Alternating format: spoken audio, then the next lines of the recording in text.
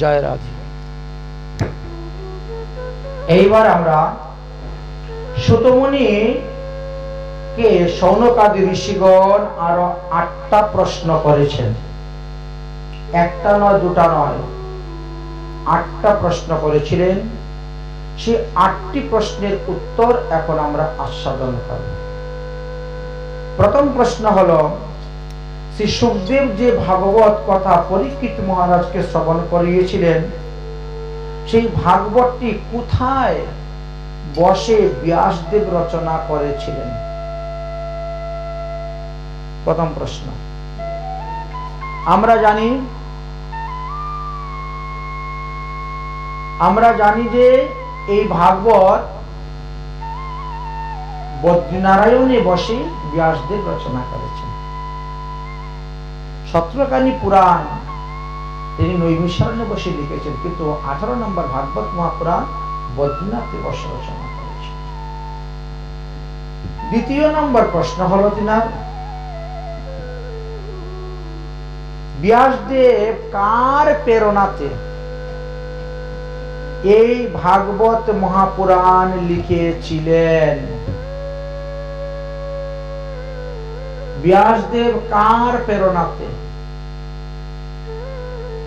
এখানে আমরা কার প্রেরণা পেয়েছি? উত্তরে দেবর্ষি নারদের প্রেরণাতে ব্যাসদেব এই ভাগবত লিখেছিলেন। তৃতীয় প্রশ্ন করেছিলেন, সেই ব্যাসদেবের জন্ম কিভাবে হলো? আমরা জানি যে পরাশর ঋষি ঔরসে সত্যবতীর গর্ভে ব্যাসের জন্ম হয়েছিল। চতুর্থ প্রশ্ন করলেন যে সুখদেব গোস্বামী সর্বদা মৌন থাকেন, দেখতে একটা উন্মত্ত পাগল জীবের মতন, সেই সুখদেব কিভাবে পুরুজাঙ্গল দেশাদি অতিক্রম করে হস্তিনাপুরে এসে পৌঁছলেন? তাকে কে নিমন্ত্রণ দিয়েছিল? গিয়ে পরীক্ষিতের 7 দিন পরমায়ু আছে, মরে যাবে, আপনি আসুন ভাগবত কথা শোনান। তদুত্তরে বলা যায় যে তিনাকে কাউকে বলতে হয় নাই। সাধন ভজন করতে করতে করতে করতে ব্রহ্মানন্দিত থেকে আত্মানন্দিত এমন অবস্থা হয়েছে, তিনিও সব জানতেন, তিনার সেই শক্তি হয়ে গেছিল। পঞ্চম প্রশ্ন হলো, আচ্ছা সুখদেব তো সর্বদা মৌন থাকেন শুনেছি, তাহলে তিনি কিভাবে পরীক্ষিত মহারাজের সঙ্গে এই বাক্য আলাপ করলেন, ভাগবত সংগীতা শ্রবণ করাইলেন? আচ্ছা মৌন কাকে বলে? আজে বাজে কথা না বলাই মৌন। হরি কথা বললে মৌনব্রত ভঙ্গন হয় না, হরিনাম কীর্তন করলে মৌনব্রত ভঙ্গ হয় না, তো সাংসারিক কথা বললেই মৌনব্রতটা ভঙ্গ। এই জন্য হরি কথা বলে যাচ্ছে। তারপরে প্রশ্ন করলেন যে সুখদেব গোস্বামী গোদহন কাল পর্যন্ত কোনো গৃহস্থের বাড়িতে থাকেন না, কোন গৃহস্থের বাড়িতে 6 মিনিটের বেশি তিনি থাকেন না।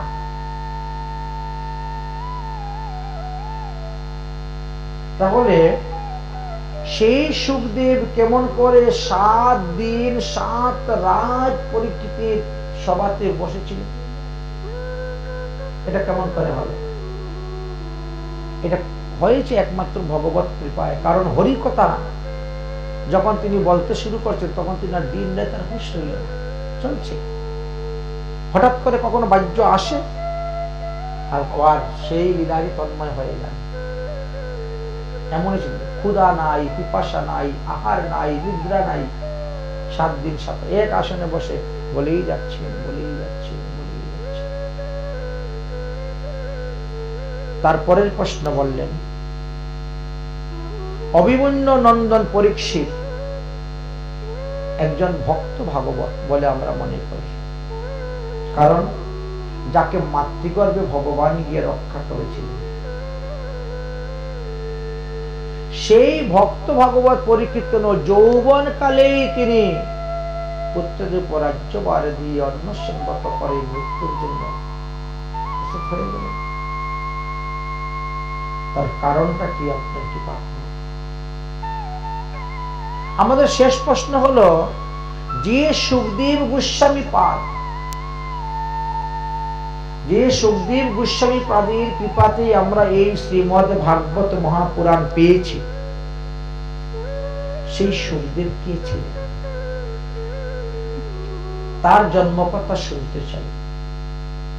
পূর্বজন্মে তিনি কে ছিলেন? কোন পুণ্যের ফলে তিনি ব্যাসদেবের পুত্র রূপে এসে জন্মগ্রহণ করেছেন?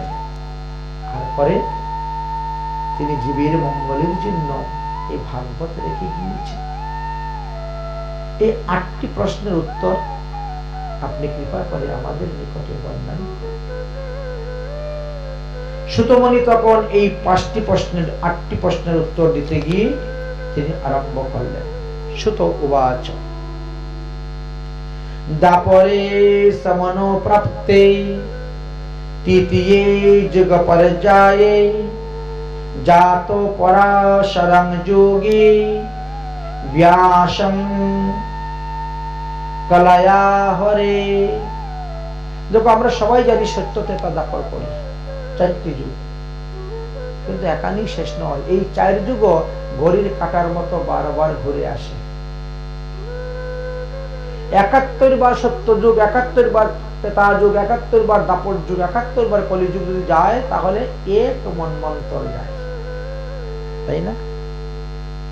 11 চতুর্যুগে গিয়ে এক মন্বন্তর হয়। আর এইভাবে 14 মন্বন্তরে ব্রহ্মার এক দিন, আর 14 মন্বন্তরে ব্রহ্মার এক রাত্রি হয়।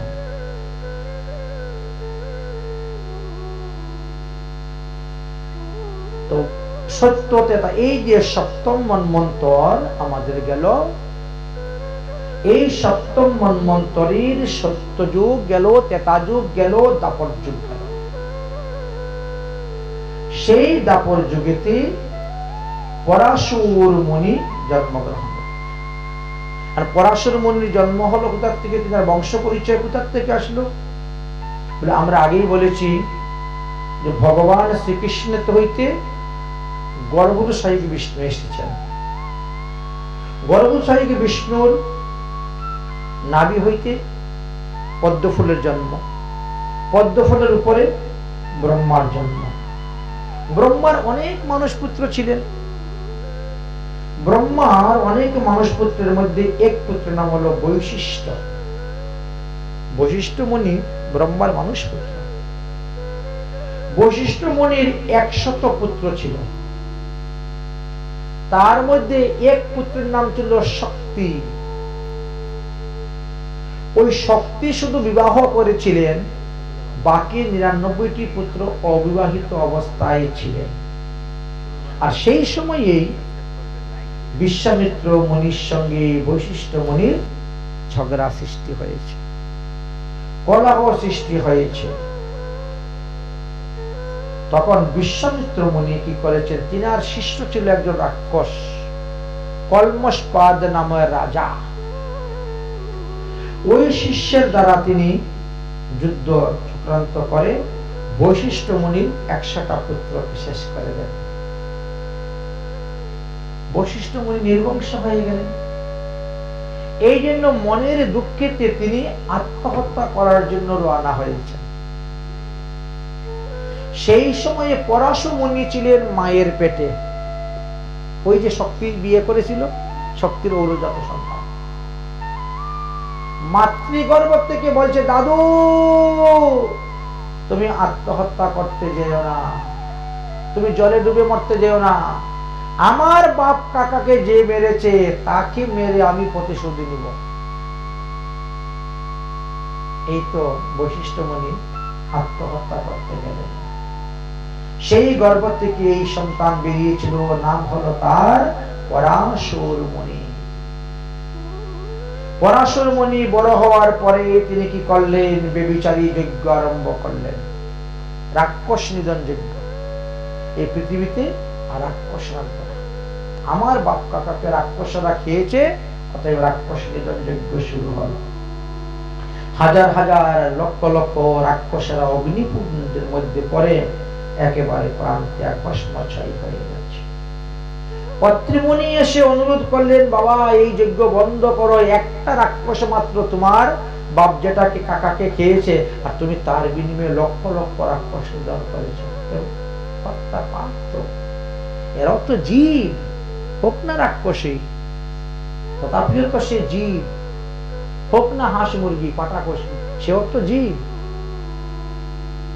তাকে বধ করলে পাপ হবে না? রাক্ষস হলে কি হলো, তাও তো জীব। বন্ধ করো, বন্ধ করো এই বেবিচারী যজ্ঞ, তোমার এটা শোভা পায় না। অত্রিমুনির কথায় যজ্ঞ বন্ধ করে দিলেন। আমি তো রাগের মাথায় করে ফেলেছি, এখন কি করব? তীর্থ ভ্রমণ। তীর্থ ভ্রমণ করলে কি হয়? পাপের নাশ হয়। তীর্থ ভ্রমণ করলে পাপের নাশ হয়। এই জন্য মানুষ তীর্থ ভ্রমণে যায়। আর তীর্থে গিয়া যদি পাপ করে, তাহলে সেই পাপ কোথায় নাশ করবে? আজকালকার লোক তীর্থে গিয়ে আরো বেশি পাপ করে। সেই পাপের মাপ নেই।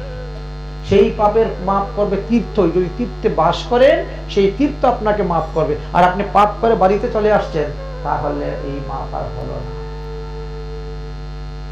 এই পাপ পাপই থেকে গেল। তাই তীর্থে যাওয়ার আগে জানতে হবে যে ধাম অপরাধ 10 প্রকারের আছে। তীর্থ মানে ধাম, তো ধাম যাচ্ছেন না? বৃন্দাবন ধাম, নবদ্বীপ ধাম, জগন্নাথ ধাম, অযোধ্যা ধাম, কাশী ধাম, ধামে যাচ্ছেন না? ধামে যাওয়ার আগে জেনে নিবেন যে 10 প্রকার ধাম অপরাধ কি কি। ধামে গিয়ে অপরাধ করুন, পরে বাড়ি চলে আসেন, তাহলে ওই অপরাধ কোথায় নাশ করবেন? ধামে যদি বাস করেন, তাহলে তো ধাম আপনাকে উদ্ধার করে দিবে।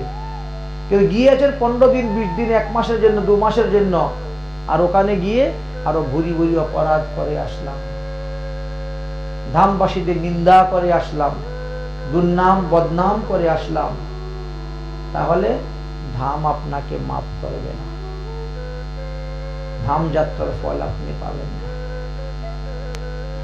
এদিকে পরাশর মুনি তীর্থ ভ্রমণে বেরিয়ে গেছেন। তীর্থ ভ্রমণ করতে করতে করতে করতে যমুনার তীরে এসে উপস্থিত হয়েছেন। যখন দেখে একটা ধর্মার্থ নৌকা দেখা যাচ্ছে, যমুনা পার হতে হবে।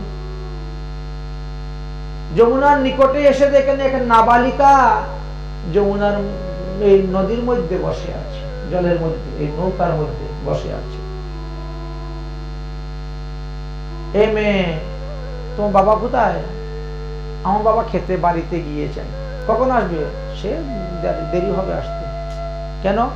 ঋষি বল, আরে আমি তো যমুনা পার হব, যাই কর, আর আমি নৌকা চালাতে পারি। নাবালিকা বলল, আমি তো ধীবরের কন্যা, আমি নৌকা চালাতে পারি। আচ্ছা, তাহলে আমাকে নৌকা দিয়ে পার করে দাও। কিন্তু মেয়েটার শরীরে না মাছের দুর্গন্ধ, কাছে যাওয়া যাবে না, এত দুর্গন্ধ মাছের। দেখবেন যারা মাছ খায় না, তাদের লোমকূপ দিয়েও গন্ধ বেরোয়। যারা নিরামিষ খায় সবসময়, তারা কিন্তু মাছ খাওয়া লোকের কাছে বসতে পারবে না।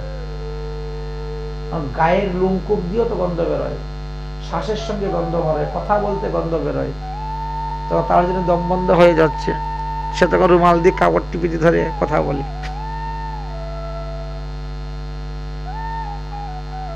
কি তোমার শরীরে তো মাছের গন্ধ কেন গেল? বলে আমার জন্মই তো মাছের পেটে, মাছের পেটে জন্মগ্রহণ করেছি, তাই আমার নাম মৎস্যগন্ধা।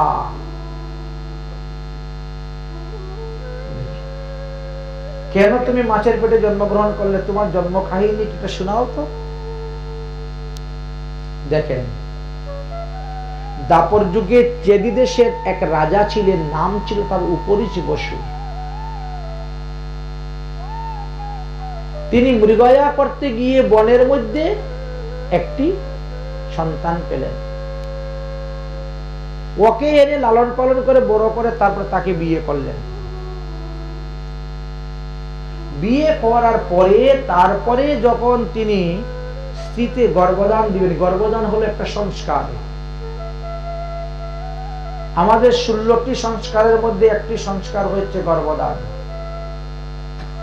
পঞ্জিকা খুললে পরে দেখবেন ওখানে দিন তারিখ সময় দেওয়া থাকে। এই সময়টা দেখে যদি কেউ গর্ভদান দেন, আপনি যে রকম সন্তান চাবেন সেই রকম সন্তান পাবেন। ছেলে চাইলে ছেলে, মেয়ে চাইলে মেয়ে, ডাক্তার, মাস্টার, উকিল, ব্যারিস্টার, চোর, ডাকাত, গুন্ডা, বদমাশ, সাধু, মহাত্মা, সেরকম।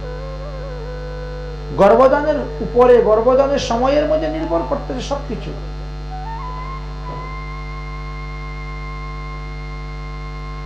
এখন উপরিজ বসু যখন দেখলেন যে হ্যাঁ, পঞ্জিকার মধ্যে লেখা আছে অমুক দিনে গর্ভদান উৎসব করতে হবে, তো তিনি তখন সেই অনুসারে তৈরি হয়েছেন। এমন সময় রাত্রিবেলা পিতৃপুরুষরা এসেছেন স্বপ্নে। আরে তুমি কালকে তোমার স্ত্রীতে গর্ভদান দিবে, তোমার বংশেতে উজ্জ্বল সন্তান আসবে, উত্তম সন্তান, তাহলে আগে পিতৃপুরুষের শ্রাদ্ধ করো, আদ্য শ্রাদ্ধ, নান্দিমুখী শ্রাদ্ধ। পিতৃপুরুষের নান্দিমুখী শ্রাদ্ধ করে তারপরে তুমি গর্ভদান কাজে যাও, তাহলে তোমার শুভ হবে। পিতৃপুরুষের কৃপাই তো বংশেতে বংশবৃদ্ধি হবে, না হলে বংশবৃদ্ধি হবে না।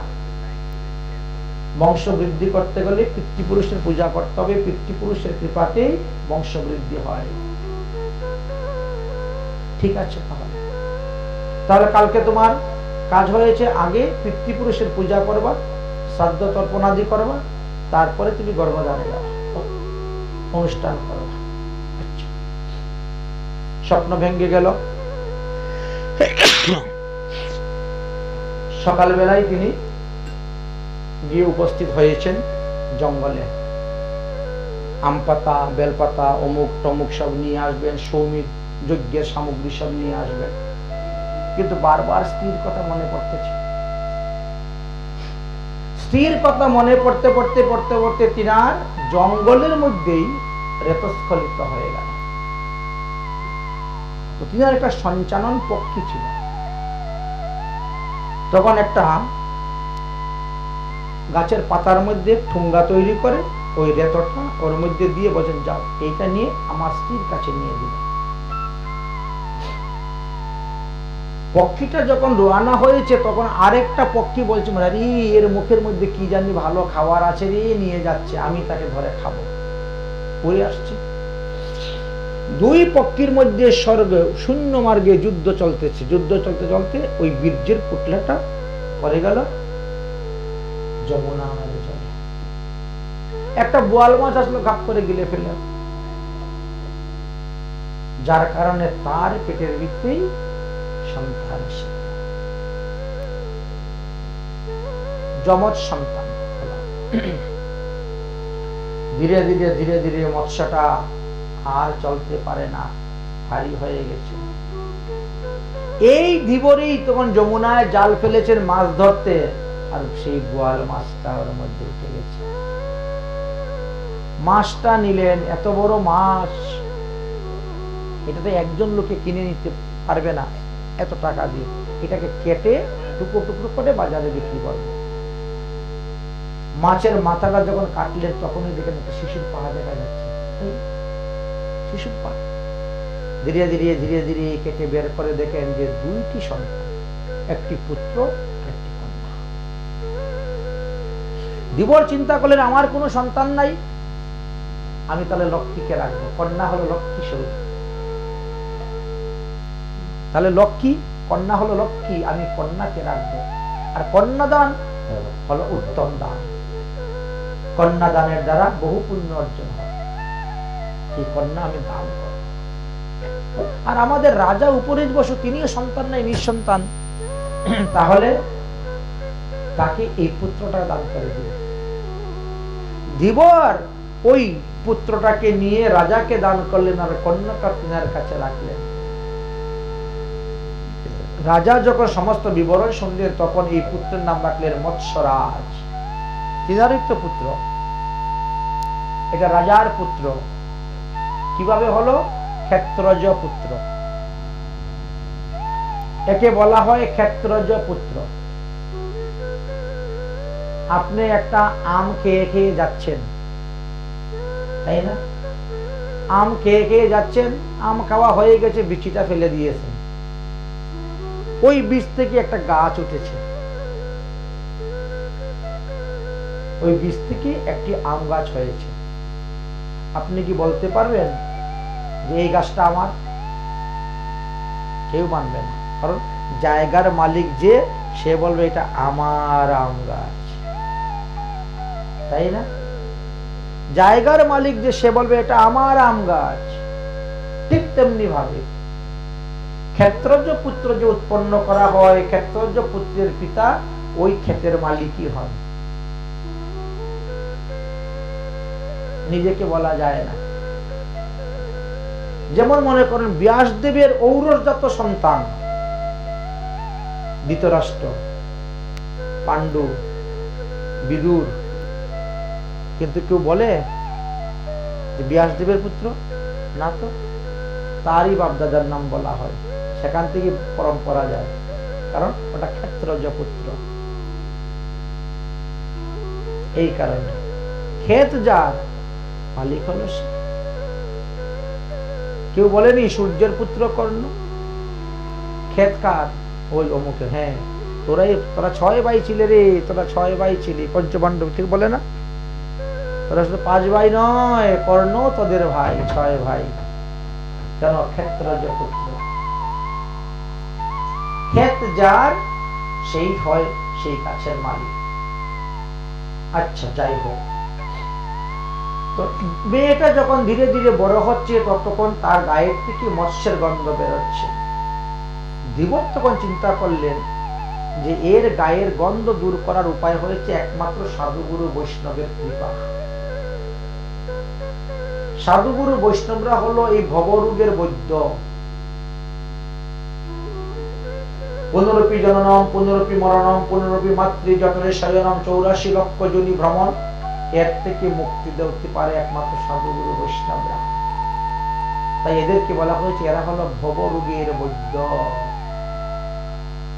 তবে এরকম ডাক্তার পাওয়া যায় বড় কম। বৈদ্য মানে তো ডাক্তার না। ভ্রমিতে ভ্রমিতে কোন ভাগ্যবান জীব গুরু কৃষ্ণ প্রসাদে পাবে ভক্তিলতার বীজ। এত সহজে পাওয়া যায় না। ভ্রমিতে ভ্রমিতে গিয়ে কখনো হয়। যাই হোক, এই জন্য তিনি মেয়েকে নৌকা চালানো শিখিয়েছেন। সময় সময় মেয়েকেও নৌকার মধ্যে রাখেন, যা তুই চালা। আজকে দৈবক্রমে পরাশর ঋষি যখন এসে উপস্থিত হয়েছে তখন তো সেখানে ওই মেয়ে বসে আছে। মেয়েকে যখন বললে, মেয়ে বলছে আমি পারি। পরাশর ঋষি পঞ্জিকা খুলে দেখেন, আরে আজকে তো একটা গর্ভদানের দিন আছে, অতি উত্তম দিন, গর্ভদানের ভালো দিন। আর এই সময়ে যদি কেউ গর্ভদান দেয় তাহলে সেই গর্ভতে ভগবানের অংশ এসে অবতীর্ণ হবে। তখন তিনি চিন্তা করলেন তাহলে কি করি। তখন মৎস্যগন্ধার কাছে তিনি সহবাস প্রার্থনা করলেন। মৎস্যগন্ধা বলছে, আমি নাবালিকা, আমার গায়ের মধ্যে মাছের দুর্গন্ধ। প্রথম হলো আমি নাবালিকা, আমি আপনার মনোবাসনা পূর্ণ করতে পারব না। দ্বিতীয় হলো আমার গায়ের মধ্যে মাছের গন্ধ, আপনি আমার ধারে কাছে আসতে পারবেন না, এত দুর্গন্ধ। তৃতীয় হলো দিনের বেলা যমুনাতে অনেক মাঝিরা নৌকা চালাচ্ছে, মাছ ধরতেছে ধীবরেরা, তাদের মধ্যে যদি কেউ দেখে ফেলে আপনার সঙ্গে আমার এই কুকর্ম, তাহলে তো বাবা আমাকে কেটে টুকরো টুকরো করে নদীর জলে ভাসিয়ে দিবে। অতএব ক্ষমা করুন ঋষিবর, আপনার প্রার্থনা আমি পূর্ণ করতে পারব। ঋষি বললেন, যদি আমি তোমার তিনটা সমস্যার সমাধান করে দিই তাহলে তুমি আমার মনোবাসনা পূর্ণ করবে। তো এটা কেমন করে করবে? বলে দেখো। মুখের মধ্যে জল নিলেন, কুলোকুচি করে ফেলে দিলেন, গাঢ় অন্ধকার কুয়াশা হয়ে গেল। এমন কুয়াশা হয়েছে এখান থেকে 10 জায়গা দেখা যাচ্ছে না, অন্ধকার কুয়াশা। নদীতে নৌকা চলাচল বন্ধ, মাছ ধরা বন্ধ, একেবারে ঘন কুয়াশা। একটা সমস্যা দূর হয়ে গেল। এইবার তুমি নাবালিকা, তোমার আমি সাবালিকা বানাবো। হাতের মধ্যে জল নিলে মন্ত্রপুত্র করে দিলেন ছিটা, একেবারে ভরা যৌবন সম্পূর্ণ নারী হয়ে গেল। দেখেছ গায়ের মাছের গন্ধ? দেখছি। জল নিলেন, মন্ত্রপুত্র করে ছিটা দিলেন, গায়ের থেকে পদ্ম ফুলের গন্ধ বেরোচ্ছে। হ্যাঁ, কি সুন্দর ঘ্রাণ বেরোচ্ছে। জুই, চাপা, চামেলি, রজনীগন্ধা, কত নাম আছে না ভালো ভালো ফুলের গন্ধ। হ্যাঁ, এইরকম সুগন্ধ বেরোচ্ছে। এই গন্ধ কতদিন থাকবে? বলে আমার মনোবাসনা পূর্ণ করলে সর্বদাই থাকবে। তোমার গায়ের গন্ধ 12 কিলোমিটার দূর পর্যন্ত যাবে।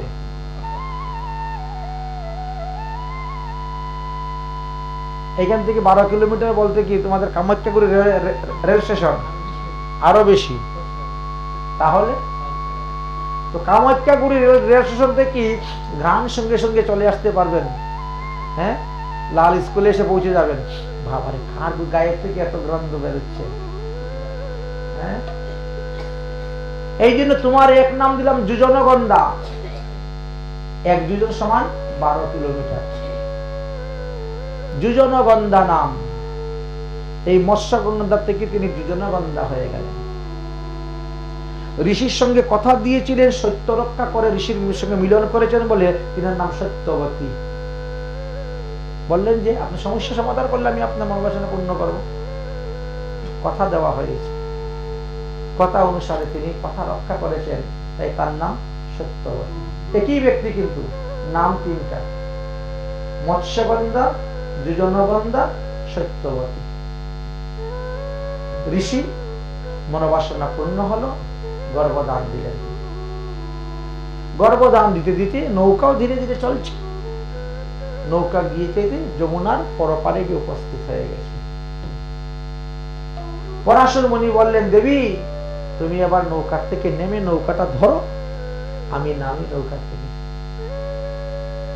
মৎস্যগন্ধা এক পাও নৌকার মধ্যে আছে, আর এক পাও নদীর বালুচর। বালুচরকে কি বলা হয়? দ্বীপ বলা হয় না?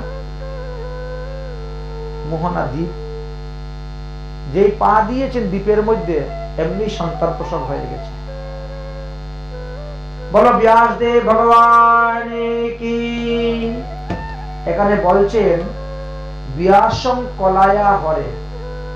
এই জন্য ব্যাসদেবকে ভগবান বললে দোষ হবে না।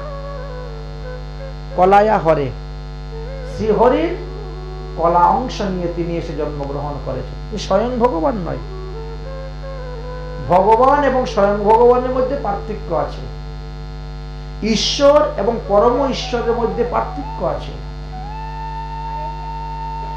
ভগবান ব্যাসদেব জন্ম, এটা হলো ভগবানের 17 নম্বর অবতার। আচ্ছা, ব্যাস নাম কিন্তু শেষে হয়েছে। সন্তান যখন জন্ম নিল তখন তো দেবী অবাকারী। যমুনা পার হইতে হইতেই হয়ে গেল সব ঋষি শক্তি, ঋষিগণের শক্তি। সন্তান ভূমিষ্ঠ হলো দ্বীপের মধ্যে, যমুনার দ্বীপের মধ্যে। এই জন্য তার নাম হলো দ্বৈপায়ন। দ্বীপের মধ্যে পা দিয়েছে মা, এক পা নৌকার মধ্যে আর এক পা মাটির মধ্যে, এমন সময় সন্তান ভূমিষ্ঠ। এই জন্য নাম হলো দ্বৈপায়ন। দ্বীপে পা দিয়েছে, ছেলের জন্ম হয়েছে, নাম হলো দ্বৈপায়ন। কিন্তু দেখতে একেবারে কৃষ্ণের মতন কালা কুচকুচি। এই জন্য তাকে বলেন যা, কৃষ্ণ দ্বৈপায়ন। দেখেন আরেকটা নাম হয়ে গেল কৃষ্ণ দ্বৈপায়ন। তিনি কি করলেন? তিনি তখন মাকে প্রণাম করলেন। উঠে দাঁড়িয়ে গেছে ছেলে, জন্ম হয়ে গেছে, ছেলে উঠে দাঁড়িয়ে গেছে। দাঁড়িয়ে বলছে, ওমা প্রণাম, আমি এখন বাবার সঙ্গে তপস্যা করতে চলে যাচ্ছি, তীর্থ ভ্রমণ করতে চলে যাচ্ছি, যদি কোনোদিন কোনো প্রয়োজন পড়ে আমাকে ডাকিও, আমি তখনই এসে তোমার আদেশ পালন করব। চিন্তা করতে পারছেন? এই তো চলে গেলেন বাবার সঙ্গে তীর্থ ভ্রমণ করতে করতে করতে করতে তিনি বড় হলেন। এক বেদকে বিভাজন করলেন, সাম, ঋগ, যজু, অথর্ব বেদ ব্যাস করলেন, বিস্তার করলেন। এই জন্য তিনি নাম ব্যাসদেব। বুঝতে পারলেন এখন? এই জন্য নাম হলো ব্যাসদেব। এই জন্য ইনার সম্পূর্ণ নাম কি? কৃষ্ণ দ্বৈপায়ন বেদব্যাস। ভাগবত দেখবেন, কৃষ্ণ দ্বৈপায়ন বেদব্যাস বিরচিত শ্রীমদ্ ভাগবত মহাপুরাণ, তাই না? আপনারা দেখবেন স্কন্দ পুরাণ, গরুড় পুরাণ, বরাহ পুরাণ, নারদ পুরাণ, বামন পুরাণ, ব্রহ্মাণ্ড পুরাণ, ব্রহ্ম পুরাণ, ব্রহ্মবৈবর্ত পুরাণ, সবগুলোতে লেখা আছে কৃষ্ণ দ্বৈপায়ন বেদব্যাস প্রণীত বিরচিত। এই হল পুরা নামের অর্থ, হলো এই কারণটি হলো। যাই হোক, ব্যাসদেব বিবাহ করলেন। স্ত্রীর নাম হলো অরুণা দেবী। মতান্তরে কেউ কেউ বলে যে না, ওর নাম ছিল বিটিকা দেবী। আচ্ছা যাই হোক, একজন মানুষের দুটা নাম থাকতেই পারে। আমারও তো তিনটা নাম আছে, অন্যের কথা কি বলবো, বুঝেছেন?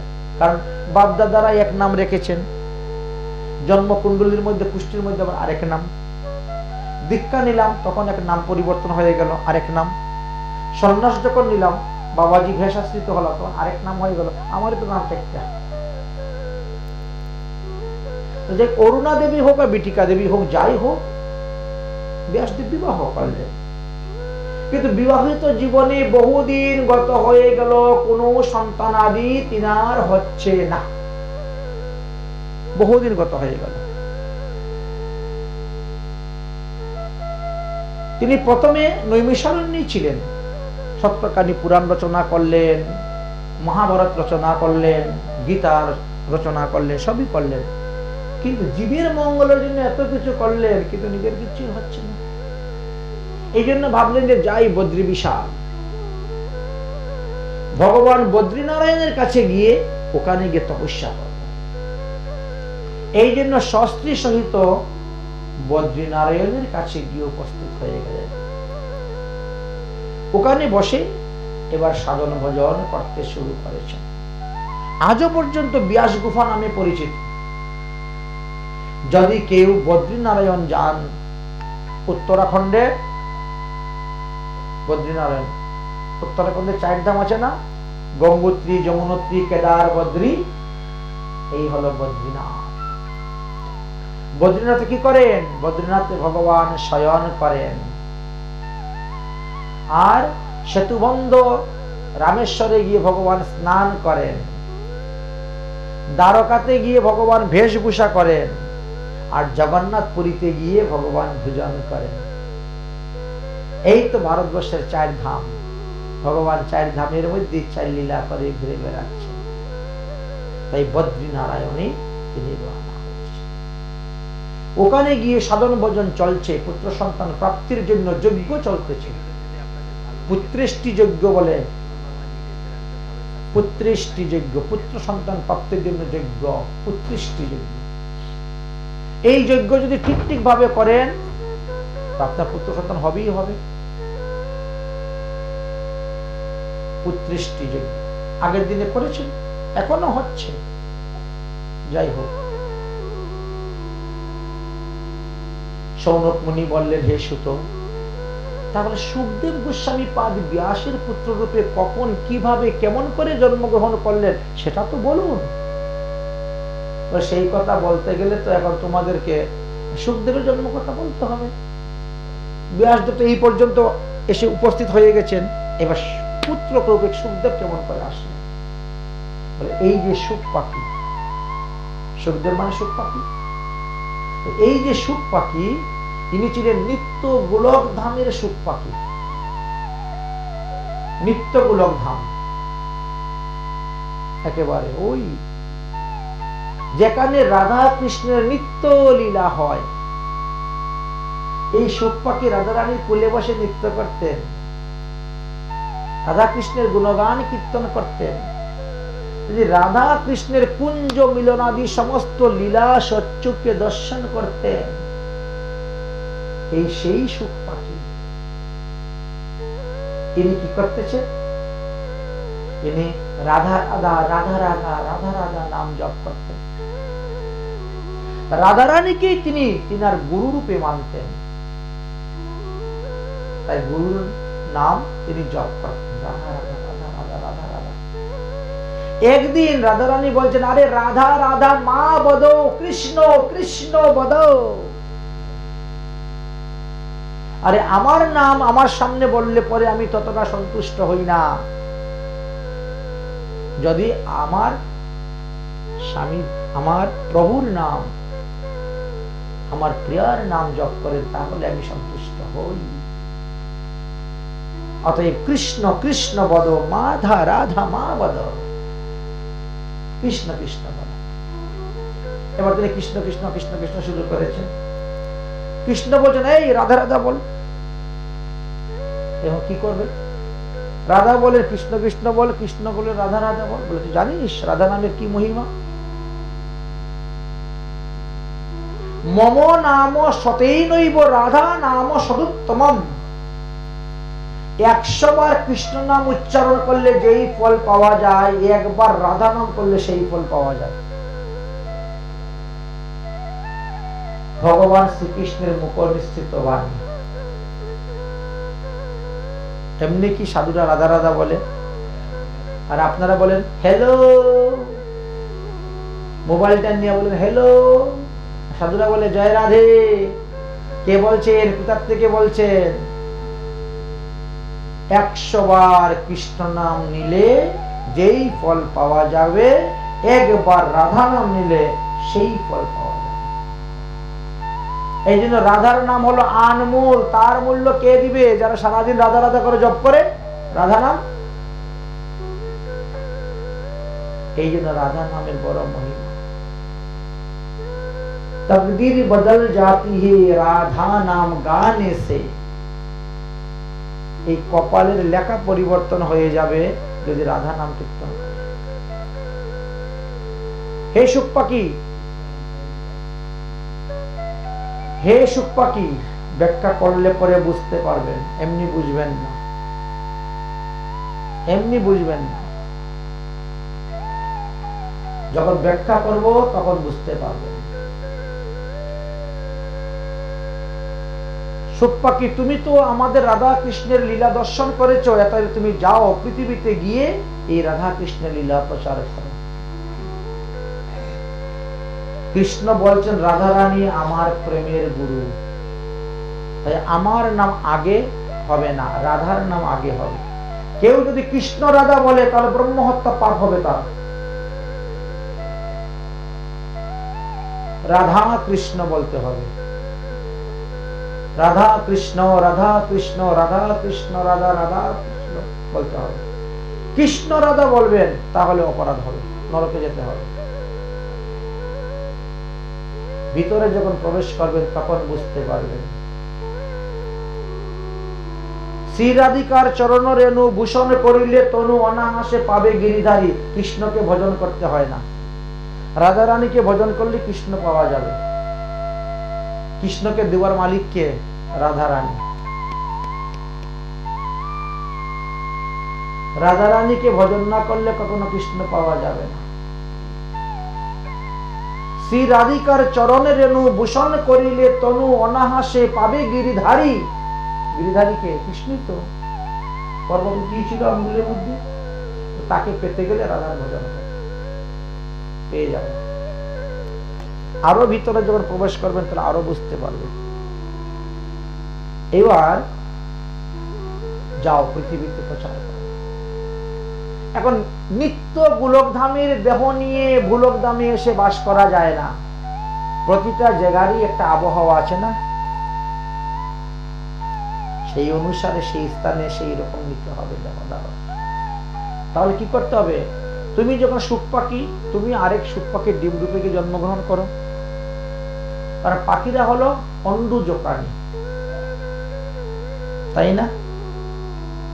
এই জগতে যত প্রাণী আছে চার ভাবে তো সৃষ্টি হয়, কেউ জরায়ুজ, কেউ অন্ডুজ, কেউ সেদজ, আর কেউ উদ্ভিজ্জ। এই তো চারটা। তুমি অন্ডুজ রূপে যাও, ডিম রূপে গিয়ে জন্মগ্রহণ। কিন্তু ওই পাখিটা যখন ডিম দিল, ওই টিয়া পাখিটার বাচ্চা, টিয়ার পাখি ডিম দিল, কোথায় দিয়েছিল? বর্তমানে যাকে আমরা অমরনাথ বলি। প্রচন্ড ঠান্ডা, শীত, জম্মু কাশ্মীর। ডিমটা রেখে দিয়ে চলে গেছে। ভগবান চিন্তা করলেন ডিমকে তো দিতে হবে, ওর মা চলে গেছে, তাহলে ডিম ফুটে বাচ্চা বেরোবে কেমন করে? আর বাচ্চা যদি না বেরোয় তাহলে আমার সুখ পাখিরই বা জন্ম হবে কেমন করে? একটা বিশেষ চিন্তা। তাই বললেন দেবর্ষি নারদ, তুমি একটি ব্যবস্থা করো তো, যেন তেন প্রকারেণ আমার এই সুখ পাখির জন্মের ব্যবস্থা করে দাও। সুখ পাখির জন্ম ব্যবস্থা? আচ্ছা ঠিক আছে, করছি। দেবর্ষি নারদ গিয়ে কৈলাস পর্বতে উপস্থিত। তো দেবর্ষি নারদ যখন কৈলাস পর্বতে উপস্থিত হয়েছেন, তো মা পার্বতী ডাকতেছেন, আরে ও দেবর্ষি নারদ, আরে বাবা হরি গুণগান করতে করতে ওইদিকে কোথায় চলে যাচ্ছ? এইদিকে আসো, এইদিকে আসো, এইদিকে আসো। অনেক দিন হয়েছে বাবা, তুমি তো আসোই না, কিন্তু আজকালকে কি কৈলাসে আসার রাস্তা ভুলে গেছো নাকি? কৈলাসে আসছো না? দেবর্ষি নারদ বলছে, ওমা কি আর বলবো, এই পৃথিবীতে মানুষের নকল ভালোবাসা দেখে না আর কারুর কাছে যাওয়ার ইচ্ছা হয় না। সব জায়গায় নকল ভালোবাসা, প্রকৃত ভালোবাসা কোথায়ও নেই। পার্বতী বলছেন, আমি আর ভোলে বাবার মধ্যে, আমাদের মধ্যে আসল ভালোবাসা, ওখানে কোনো নকল ভালোবাসা নেই। কেমন করে? বলে মহাদেব কখন কি করে, কোথায় কি করে, সব আমাকে এসে বলে দেয়। ভালোবাসা আছে বলেই তো বলতেছে, না হলে তো বলতো না। এমন কি তিনি যে মন্ত্র জপ করেন কি, সেটাও আমাকে বলে দেন। আচ্ছা, গুরু মন্ত্র তো কেউ কাউকে বলে না, কিন্তু ওখানে বলে দিচ্ছেন। তার কতটুকু গভীর ভালোবাসা হলে হয়? দেবর্ষি নারদ বলল, আপনাদের মধ্যে এতটুকু ভালো, হ্যাঁ এমনই ভালোবাসা। আচ্ছা গো মা, তাহলে বলে তো ভোলে বাবা তোমাকে ঘরে রেখে সারাদিন কোথায় ঘুরে বেড়ায়? পার্বতী বলছে, তা তো জানি না। এই এখনই বললে যে তোমাকে সবকিছু বলে দেয়, তাহলে ভোলে বাবা কোথায় ঘুরে বেড়ায়? আচ্ছা ঠিক আছে, এটা জানো না। আচ্ছা বলো তো ভোলে বাবা শ্মশানের ছাই কেন গায়ের মধ্যে মাকে? তা তো জানি না। এই তো, তাহলে এখানেও ভালোবাসার মধ্যে আছে কিছু গন্ডগোল, দুটা হল। আচ্ছা ভোলে বাবার গলার মধ্যে সর্প কেন? পার্বতী বলছে, তা তো জানি না। আচ্ছা আচ্ছা, ভোলে বাবার গলার মধ্যে মুন্ডের মালা আছে, ওটা কেন? তা তো জানি না। তাহলে তুমি কি জানো? এখনই বললে ভোলে বাবা তোমাকে সব কিছু বলে দে, কখন কি করে। আর এখন এখন বলছে তা জানি না, তা জানি না। চারটা প্রশ্ন করলাম, চারটাকে উত্তর দিতে পারলে না। অতএব এই স্থানেও প্রকৃত ভালোবাসা নাই। অতএব আমি চললাম, যেখানে ভালোবাসা নাই সেখানে আমি থাকি না, প্রকৃত ভালোবাসা নাই, চল। দেবর্ষি নারদ, তুমি তো সবসময় ঘুরে বেড়াও, সব তো জানো, তাহলে এই মুন্ডমালাগুলা কার? দেবর্ষি নারদ বলছে, মনে হয় কোনো মহিলার মুন্ডমালা হবে। তোমার ভয়ে ওকে বিয়ে করতে পারে না, হয়তো ভালোবেসেছে, ওখানেই থাকতে থাকতে মহিলাটা মরে গেছে, ওর মালাটা গলায় নিয়ে রেখেছে আর কি মুন্ড। অতিরিক্ত ভালোবাসলে তো লোক এরকম করে। দেবর্ষি নারদকে বলা হয়েছে কলহ প্রিয়। উনি ঝগড়া লাগিয়ে দূর থেকে তামাশা দেখে। দেবর্ষি নারদ যখন চলে গেলেন তখন তো পার্বতীর গাল ফুলে গেছে।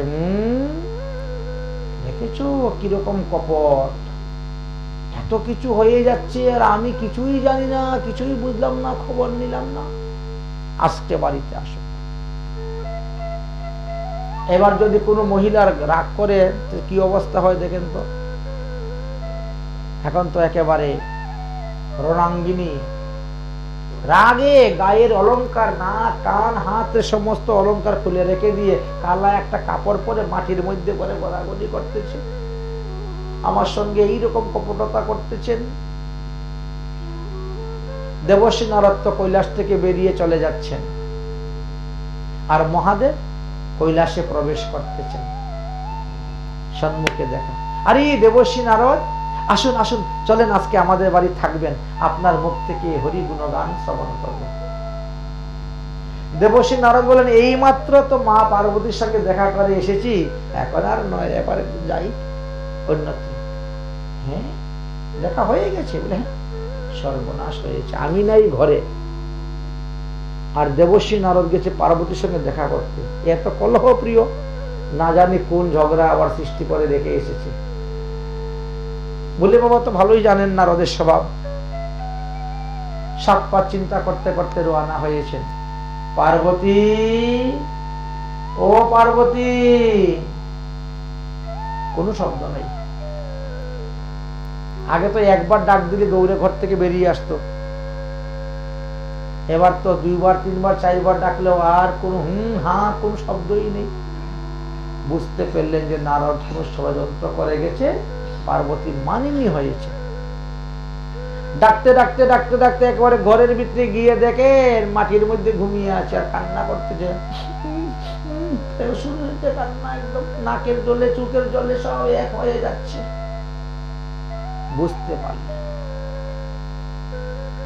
মহাদেব চিন্তা করলেন তো মান ভাঙ্গাতে গেলে তো কাছে যেতে হবে, কুলে নিতে হবে, তবে গিয়ে মান ভাঙ্গানো যাবে। যদি কেউ অভিমান করে তার থেকে দূরে চলে যাও, আর যদি কেউ মান করে তাহলে তার কাছে গিয়ে তার মান ভাঙ্গা। অভিমান আর মান দুটা আলাদা। রাসলীলাতে দেখতে পাবেন সমস্ত ব্রজগোপীদের মধ্যে হয়েছিল অভিমান, আর রাধারানীর হয়েছিল মান। এবার মান ভাঙ্গাইবার জন্য কি করতে হবে? মিষ্টি মিষ্টি কথা বলতে হয়, তখন রাগ দেখালে হবে না। মহাদেব গিয়ে বলছেন, প্রিয়তমা, ও প্রিয়তমা, বলে পিঠের মধ্যে হাত দিচ্ছেন, তো উল্টা হয়ে পড়ে আছে, ওইদিকে মুখ করে। প্রিয়তমা, তোমার কি হয়েছে গো, তুমি কাঁদছো কেন? খবরদার আমাকে ছুবেন না, আমি কি তোমার প্রিয়তমা নাকি? কেন, কে প্রিয়তমা? আরে যাদের মুন্ডমালা গলায় নিয়ে ঘুরে বেড়াচ্ছ এরাই তো তোমার প্রিয়তমা। বুঝে আর বাকি রইল না দেবর্ষি নারদের চক্রান্তর কথা মহাদেবের। আরে এ কি বলছো দেবী, যাদের মুন্ডমালা গলায় নিয়েছে এরা আমার প্রিয়তমা, কথা তো সত্যি, কিন্তু ওরা কারা জানো? কে? আর তুমি তো। আমি? আমার এতগুলা মুন্ডমালা? বলে হ্যাঁ। কপট কোথাকার, আমি কি বারবার জন্মগ্রহণ করি আর মরি, আর তুমি কি অমর? মহাদেব বলছেন, হ্যাঁ সত্যি কথা, আমি অমর, আমি অমর কথা শুনেছি তাই আমি অমর। কিন্তু তুমি তো কখনো অমর কথা শুনো নাই, এই জন্য তুমি অমর হতে পারো নাই। তোমার যে কতবার জন্ম হয়েছে কতবার মৃত্যু হয়েছে তা তুমি নিজেও জানো না, কিন্তু যতবারই তোমার জন্ম হয়েছে তুমি আমাকেই প্রাণপতি রূপে চেয়েছো, আমাকে প্রাণপতি রূপে পেয়েছো। তোমার মৃত্যুর পরে তোমার সেই মুন্ড হাড় নিয়ে আমি মালা গেতে দেখেছি, এই জন্য হাড়ের মালা পরে। সত্যি তুমি অমর? বলে তাহলে তুমি আমাকে অমর কথা শোনাবে? আমিও অমর হতে চাই, আমাকে অমর কথা শোনাবে? শোনাতে পারি, তবে শর্ত আছে। কি শর্ত? যেই স্থানে অমর কথা বলবো সেখানে তুমি আর আমি ছাড়া তৃতীয় কোনো প্রাণী থাকতে পারবে না। এইবার তুমি পৃথিবীর মধ্যে খুঁজে বের করো দিয়ে কোথায় আছে সেরকম জায়গা, সেইখানে কি অমর কথা বলা হবে। প্রথম শর্ত। দ্বিতীয় শর্ত, অমর কথা পাণ্ডিত্য দিয়ে বলা যায়, ওখানে ভাব ভক্তি প্রয়োজন। তো ভাব ভক্তি আসতে গেলে কি হতে হবে? আমি চক্ষু বন্ধ করে ভাবের ঘরে থেকে কথা বলবো, চোখ খুলে থাকাবো না। অমর কথা বলতে গেলে 7 দিন 7 রাত চলে যাবে। 7 দিন 7 রাতের মধ্যে তুমি কিন্তু ঘুমাতে পারবে না, আসন ছেড়ে উঠে চলে যেতে পারবে না। আমি তো চোখ বন্ধ করে কথা বলবো, এখন তুমি ঘুমিয়ে পড়েছ কিনা আমি কেমন করে বুঝবো? এই জন্য তুমি কথার মধ্যে মধ্যে এরকম করবে, তাহলে আমি মনে করবো হ্যাঁ তুমিও মনোযোগ দিয়ে কথা শুনছো, তোমার ঘুম আসে নাই। আর যদি কেউ তৃতীয় কোনো প্রাণী এসে যায়, সঙ্গে সঙ্গে আমাকে বলবা, আমি কথা বন্ধ করে দিব। যেটা বুঝো না সেটা তুমি প্রশ্ন করবে, উত্তর পাবে, কিন্তু আমি চোখ বন্ধ করে ভাবের করে তোমার কাছে বলবো। ঠিক আছে, এখন সমস্ত পৃথিবী ঘুরতে ঘুরতে আর কোথায় পাচ্ছেন না, এই অমরনাথের গুফাতে গিয়ে ঢুকেছিলেন। দেখো তো দেবী এখানে কোনো প্রাণী আছে কিনা? নাই, কোনো প্রাণী নেই, কারণ বিগলিত অবস্থায় যে ডিম পরে আছে ওটা তো নষ্ট হয়ে গেছে, ওর মধ্যে তো প্রাণীর কোনো সম্ভাবনাই নেই, এই জন্য কোনো প্রাণী নেই। তাহলে এবার পর্বতের গুফা দিকে লক্ষ্য রাখিও। এইবার আমি বসলাম, বসে গেছেন আর অমর কথা আরম্ভ করেছে। আমরা যেভাবে গতকালকে আগে অমর কথার মাহাত্ম্য বলা হয়েছে, অমর কথা শ্রবণ করলে পরে কি কি লাভ হবে বলা হয়েছিল, সেইভাবে তিনিও মাহাত্ম্য পাঠ করেছেন। যখন ভাগবতের মাহাত্ম্য কথা বললেন, আর তখনই ভাগবতের কৃপায় ডিমটা ফুটে গেল। সুখদেব ডিম থেকে বেরিয়ে গেলেন, সুখ পাখি। ভাগবতের প্রথম স্কন্ধের প্রথম অধ্যায়ের 1 নম্বর শ্লোক জন্মাদস্য থেকে ইনি ভাগবত কথা শুনতে শুরু করে দিয়েছেন, হরিকথা শুনতেছেন। পার্বতীর তো লক্ষ্য নেই, ইনার তো লক্ষ্য হলো দরজার দিকে কেউ নিয়ে আসে, কিন্তু মাথার পিছনে যদি কেউ থাকে সেটা তো লক্ষ্য নেই। দরজা তো একটাই মাত্র, গুফা, পর্বতের গুফার দরজা তো একটাই, এইদিকে লক্ষ্য আছে, আর শুনতেছেন। শুনতে শুনতে শুনতে শুনতে একেবারে 7 দিন, 7ম দিবস,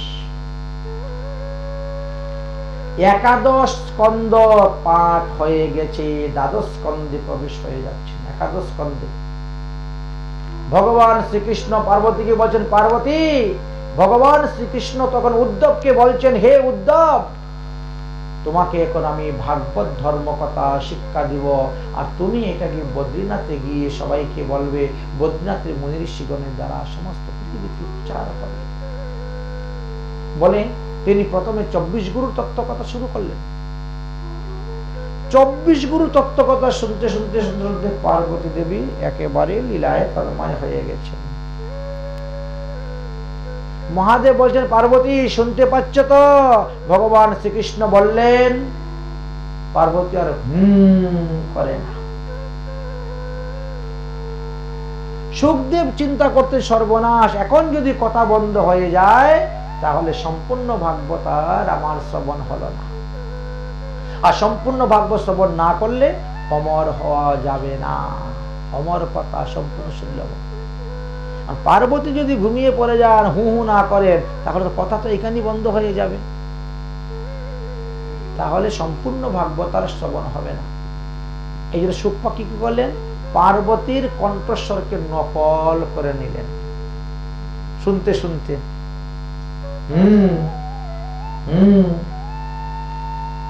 এটা কিন্তু পার্বতীর নয়, সুখ পাখি হু হু করতে শুরু করেছে। মহাদেব তিনি মনের আনন্দে ভাগবত কথা বলে যাচ্ছেন। একেবারে দ্বাদশ স্কন্ধ ভাগবত সম্পূর্ণ পূর্ণ হয়ে গেল। আচ্ছা, ভাগবত পূর্ণ হওয়া শেষ হওয়ার পরে কি করি আমরা? ভাগবতের বিশ্রাম দেওয়ার সময় একটা জয়ধ্বনি দেই না বড় করে, বলো শ্রীমদ্ ভাগবত সপ্তাহ জ্ঞান যজ্ঞ কি। এত জুড়ে যখন মহাদেব বলছেন, পার্বতী তখন ধসমস করে। ভগবান শ্রীকৃষ্ণ উদ্ধবকে কি বলেছিলেন?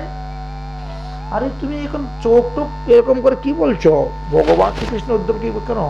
বলে না, 24 গুরুর কথা পর্যন্ত শুনেছিলাম, তারপরে না আমার একটু তন্ডা ভাব এসে গেছিল, তারপরে আর কিছু শুনতেও পাই নাই, কি জানি কি হলো, একটু বলো না আর একবার। বলে আর তো বলা যাবে না, ভাগবত বিশ্রাম হয়ে গেছে, এইবার ভাগবতের আরতি হবে, তো আমি কোথা থেকে তোমাকে আর বলবো। কিন্তু দেবী, তুমি যদি ঘুমিয়ে যাও, তুমি যদি হু হু না করো, তাহলে তৃতীয় ব্যক্তি কে আমাদের ভাগবত কথা শ্রবণ করলো? দেখো দেখো, তাকে ধরো, তাকে ধরতে হবে। বলে না, এই সকাল পর্যন্ত দেখেছি তো কেউ তো আসে নাই, 6 দিন 7 দিন পরে গেল, তারপরে কে আসলো? এখন দেখা যায় ওই একটি গর্তের মধ্যে পাখি, সুখ পাখি নৃত্য করতেছেন, ভাগবত কথা শুনেছেন যে আনন্দিত। ওরে সুখ, তুমি আমার ভাগবত কথা চুরি করে নিয়েছো, হ্যাঁ? দেখো, চুরি করা মহাপাপ, অপরাধের ফল তোমাকে ভোগ করতে হবে, এখনই তোমাকে চুরি করার ফল দেখাচ্ছি। বলেই ত্রিশূল হাতে নিয়েছেন মহাদেব। কেউ যদি কারো যে চুরি করে নিয়ে যেতে তো ক্রোধ আসবে, রাখতে হবে। ত্রিশূল হাতে নিয়ে নিয়েছেন মহাদেব। সুখ পাখি তখন উড়ে উড়ে চলে গেছে, দরজা তো খোলা, গুফা, উড়ে চলে গেছে। আরে পালিয়ে যাবে কোথায়? মহাদেব বলছেন পার্বতী, তাহলে আমি যাচ্ছি, আমার বিদ্যা চুরি করে নিয়ে চলে যাচ্ছে, ওকে মারতে ছুটছে। এখন সুখ পাখি যেদিকে যায় মহাদেব সেদিকে যায়, আর সুখ পাখি তার নিজের প্রাণ রক্ষার জন্য সে ছুটে পালাচ্ছে। এদিকে বদ্রীনাথে ব্যাসদেব আর তিনার স্ত্রী বিটিকা বা অরুণাদেবী সন্তান প্রাপ্তির জন্য যজ্ঞ করতেছেন, যজ্ঞের পূর্ণ আহুতি দিয়েছেন, দিয়ে যজ্ঞের ধুমা আছে না, হা করেছে না, সুখ পাখি এসে ফুস করে ঢুকে গেছে মুখে দিয়ে। অনেক সময় দেখবেন জুড়ে শ্বাস নিলে অনেক পোকা টোকা আমাদের মুখে ঢুকে যায়, লাইটের আলোর মধ্যে অনেক পোকা ঘুরে বেড়ায় না, জুড়ে শ্বাস নিলে নাকে দিয়ে ঢুকে যায়, কখনো মুখের দিকে ঢুকে যায় শ্বাসের টানে। উনি বলে হাই তুলেছেন, আর সুখ পাখি ঢুকে গেছে। সুখ পাখি যখন ঢুকলেন তখন মহাদেব এসে দেখতে পাচ্ছেন, আরে এই তো দেখলাম, সুখ পাখি কোথায় চলে গেল? নেই। ধ্যানস্থ হয়ে দেখেন ব্যাসদেবের স্ত্রী বিটিকা দেবীর ঘরে চলে গেছে। এমনি তিনি ধরেছেন বিটিকা দেবীকে বধ করে দিবেন। ব্যাসদেব দৌড়ে আছেন, আরে দেবাদিদেব মহাদেব, আমার স্ত্রী আপনার চরণে কি অন্যায় করেছে, কি অপরাধ করেছে, কেন আপনি তাকে মারতে যাচ্ছেন? আমার ত্রিবর্গ সাধনের ধন হলো আমার স্ত্রী। হ্যাঁ, ধর্ম অর্থ কাম এই 3টা লাভ করা যায় স্ত্রীর দ্বারা, এই জন্য ত্রিবর্গ সাধনের ধন হলো স্ত্রী। কি অপরাধ করেছে? বলে আমার শত্রুকে আশ্রয় দিয়েছে থাকার জন্য। শত্রুকে যে থাকার আশ্রয় দেয় সেও শত্রু, অন্যায়কারীকে যে থাকার আশ্রয় দেয় সেও অন্যায়কারী। মহারাজ, যদি আপনার বিদ্যা চুরি করে নিয়ে এই সুখ চলে আসে, তাহলে সে মায়ের পেটে থাকবে কদিন? কদিন থাকবে মায়ের পেটের ভিতরে? 10 মাস 10 দিন। তারপরে সে ভূমিষ্ঠ হবে, তারপরে যখন সে ভূমিষ্ঠ হবে তখন আপনি তাকে মেরে দিবেন, আমার কোনো আপত্তি নেই, কিন্তু আপনি আমার স্ত্রীকে বধ করবেন না। ততদিন আপনি এখানে বসে থাকুন। মহাদেব বসে নিলেন ত্রিশূল করে, যখন সুখের জন্ম হবে তখন তাকে মান। দেখতে দেখতে দেখতে দেখতে 12 বৎসর পার হয়ে গিয়েছে, সুখের তো আর জন্ম হচ্ছে না। এখন ব্যাসদেব বলছেন, দেখুন মহাদেব, আপনি তো রাগের মাথায় বসে আছেন, ক্রোধ যখন মাথায় উঠে না তখন আর কোনো বুদ্ধি কাজ করে না, স্মৃতিভ্রষ্ট হয়ে যায়, বুদ্ধি নাশ হয়ে যায়, শেষ পর্যন্ত বিনাশ হয়। গীতার কথা। অতএব এই 12 বৎসর ধরে আপনি ক্রোধ মাথায় নিয়ে বসে আছেন, এতে তো আপনার সাধন ভজন হয় নাই। ভজন সাধন করতে গেলে তো শান্ত মনে ভজন করতে হবে, অশান্ত মনে তোর ভজন হয় না। এই আপনার জীবনে 12টা বৎসর বৃথা গেল। কিন্তু আপনি একবার চিন্তা করে দেখলেন না যে যে ব্যক্তি অমর কথা শুনে নিয়েছে সে তো অমর হয়েই গিয়েছে, তাকে আমি মারবো কেমন করে? এই বুদ্ধিটা আপনার মাথার মধ্যে একবার ঢুকলো না? আচ্ছা, সুখ পাখি যদি আপনার অমর কথা চুরি করে নেয় তাহলে সে তো অমর হয়ে গেছে, তাকে আপনি মারবেন কেমন করে? সত্যি তো। আরে এইটা তো আমার মাথায় ঢুকলো না, রাগের মাথায়। ইস, আমার 12টা বছর বেকার গেল। আপনি কাজ করুন, এই সুখ পাখির অপরাধ ক্ষমা করে দিয়ে আপনি চলে যান। ঠিক আছে, যা দিলাম ক্ষমা করে। মহাদেব চলে গেলেন। মহাদেব চলে যাওয়ার পরে ব্যাসদেব বলতেছেন, অরে সুখদেব, এবার তুমি মাতৃগর্ভ থেকে ভূমিষ্ঠ হও, তোমার আর প্রাণের ভয় নাই। মহাদেব তোমার অপরাধ ক্ষমা করে দিয়ে তিনি কৈলাসে চলে গেছেন। সুখদেব তখন মায়ের পেটের ভিতর থেকে বলছেন, আপনি কে? আরে আমি তোমার পিতা ব্যাসদেব। ও পিতা, প্রণাম পিতাজি, আমি পৃথিবীতে যাব না। কেন? আরে পৃথিবীতে মায়া, এই পৃথিবীটা হলো মায়া নগরী, এইখানে ভালোই আছি, এখানে বসে আমি হরি কথা শ্রবণ করতেছি, হরি কথা কীর্তন করতেছি, বেদান্ত পাঠ শ্রবণ করতেছি, ভালোই তো আছি আমি এখানে। অতএব আমি এই মায়ার সংসারে যাব না। ব্যাসদেব বললেন, আমি তোমাকে বর দিলাম, মায়া তোমাকে ধরবে না, মায়া তোমাকে স্পর্শ করবে না, তুমি ভূমিষ্ঠ হও, আমি কথা দিলাম তোমাকে। সুখদেব বলছেন, পিতাজি, আপনার কথায় আমার বিশ্বাস হয় না। আরে কি বলিস? আমি ভগবানের 17তম অবতার, 17 নম্বর অবতার। হ্যাঁ, আমি ভগবানের অংশ অবতার, আমার কথা তোমার বিশ্বাস হয় না? বললেন না। কেন হয় না? বলে, তুমি যে নিজে মায়ার মধ্যে পড়ে আছো। যে নিজে মায়ার মধ্যে থাকে আর সে যদি কাউকে বলে মায়া তোমাকে ধরবে না, হবে? কেউ মানবে? মানবে না, মানবে না। একজন মদকুরকে আরেকজন মদকুরকে বলে, এই মদ খাইস না, মদ খাইলে এই হয় সেই হয়, মানবেই না। তুমি খাচ্ছ কেন? ঠিক না? একজন মৎস্যভোজী যদি আরেকজনকে বলে, এই মাছ খাইস না, মাছে এই জিনিস খায়, দুনিয়া কি না খায় মাছে, সে বলে তুমি খাচ্ছ কেন? এই তো বলবে, ওর কথা তো মানবে না, বিশ্বাস করবে না। তুমি নিজে মায়ার মধ্যে পড়ে আছো, আবার বলছো আমাকে মায়া ধরবে না, ওটা বিষয়। তুমি কেমন করে বুঝলে মায়ের পেটের ভিতর থেকে আমি মায়ার মধ্যে পড়ে আছি? এই যে বললে, হে পুত্র তুমি বের হও, আমি তোমার পিতা, এটাই তো মায়ার কথা। মায়ার কি? আমার ছেলে, আমার মেয়ে, আমার বাড়ি, আমার গাড়ি, আমার এটার নামই তো মায়া। অতএব আমি ভূমিষ্ঠ হব। আরে তোমার মাথা খারাপ হয়েছে, 12 বছর হয়ে গেছে, ভূমিষ্ঠ হবে না? হ্যাঁ, তোমার মা কি মরবে? তুমি মাতৃহত্যা পাপী হবে তুমি ভূমিষ্ঠ না হবে। 12 বছরের সন্তান ভূমিষ্ঠ হবে, তবে কি করা যায়? এখন সন্তান ভূমিষ্ঠ হওয়ার সময়ে যদি সন্তানের লিঙ্গ মাতৃজনিতে স্পর্শ হয় তাহলে মাতৃগমন পাপ হয়ে যাবে। এবার তো আরেক সমস্যা। ব্যাসদেব তখন যুগ বলে, এই যে কলার পেছল আছে না, যুগ বলে তাকে মাতৃগর্ভে ডুরকপিন পরিয়ে দিয়েছেন সুখদেবকে। এমন যুগ অবিলম্ব বলে, এইবার তুমি মাতৃগর্ভ থেকে ভূমিষ্ঠ হও, তাহলে তোমার মাতৃগমন পাপ হবে না। আমি বললাম না আপনার কথায় আমি বেরোবো না, আমি যাব না। কার কথায় বেরোবে? বলে, মায়াধীশ ভগবান শ্রীকৃষ্ণ। ইনি হলেন মায়াধীশ, মায়া তিনার কথায় চলে। তবে সেই ভগবানের কথাতে আমি যাব, পৃথিবীতে না হলে যাব না। ভগবান সেই সময়ে দ্বারকাতে লীলা করছিলেন, এই জন্য ব্যাসদেব দ্বারকায় গেলেন। ভগবান শ্রীকৃষ্ণকে বললেন, প্রভু আপনি আসুন, আপনি না আসলে আমার ছেলে ভূমিষ্ঠ হচ্ছে না।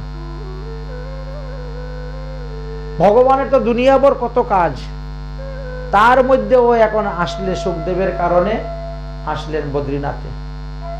বদ্রীনাথে আসার পর যত মুনি ঋষিগণ ছিল সবাই এসে উপস্থিত, প্রভু প্রভু আপনি আমার বাড়িতে একদিন, প্রভু আমার বাড়ি, আমার সময় নেই কারো বাড়ি যাওয়াতে, তোমরা এসেছো এখানেই ভালো, প্রভু আপনার মুখ থেকে একটু ভাগবত কথা শুনবো, বলে ও সময় নেই।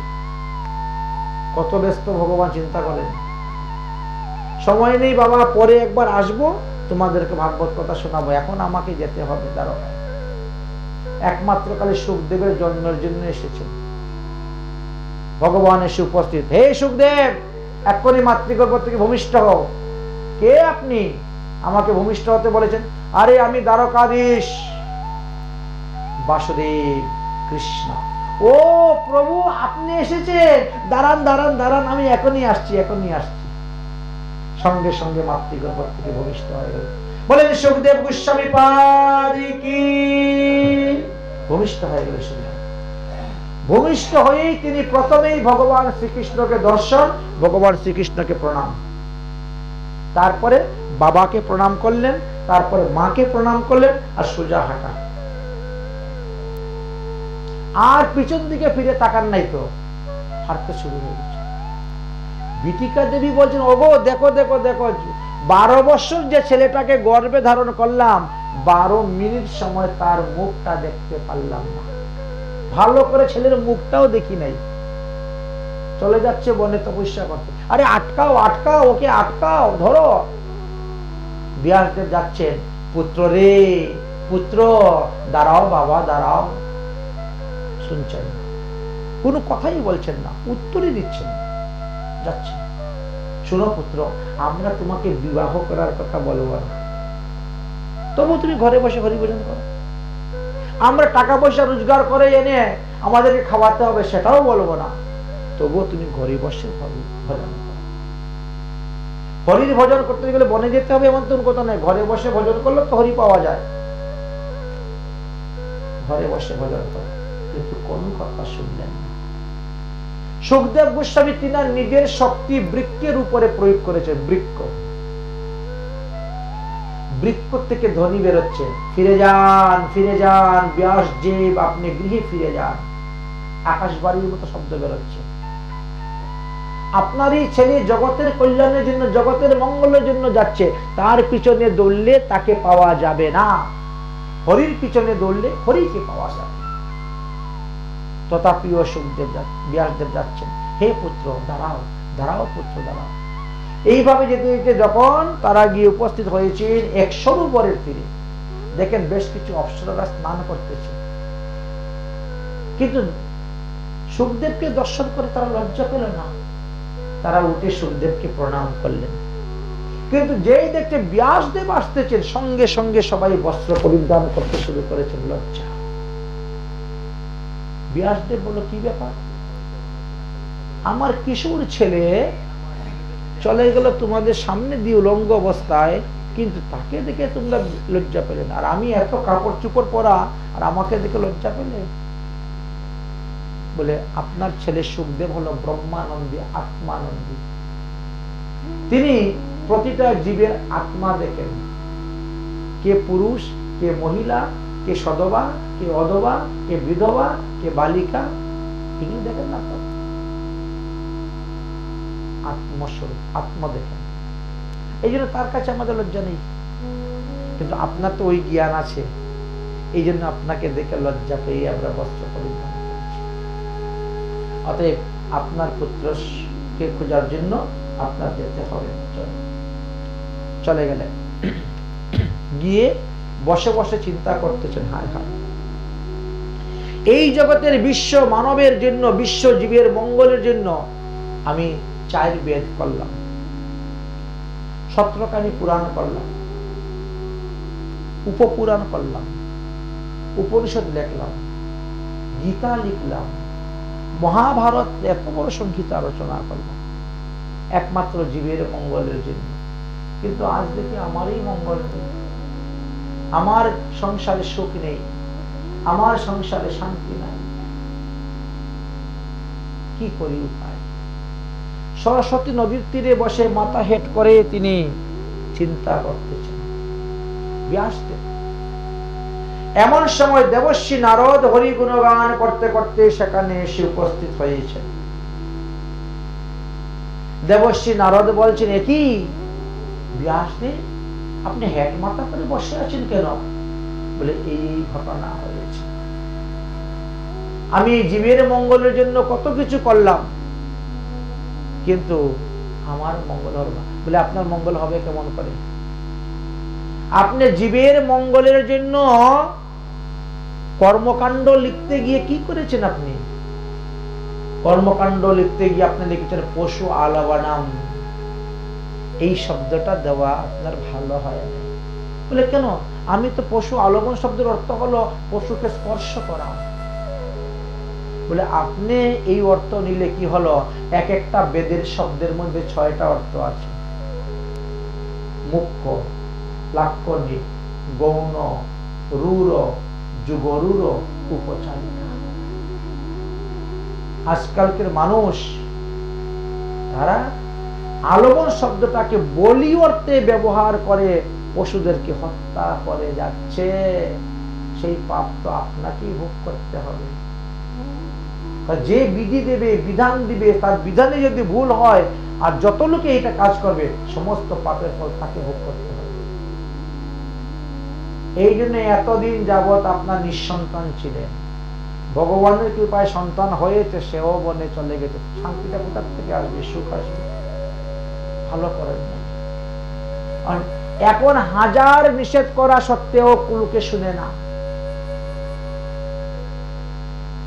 আপনি যদি 1000 বার বলেন এই সাথে আমিষ দ্রব্য দিতে নাই, মাছ দিতে নাই, ও আপনাকে উল্টা বুঝাবে, আমার বাবা সারা জীবন মাছ খেয়ে গিয়েছে, মাছ খেয়ে মরেছে, এখন মাছ খাওয়াবো বলো তো কি খাওয়াবো?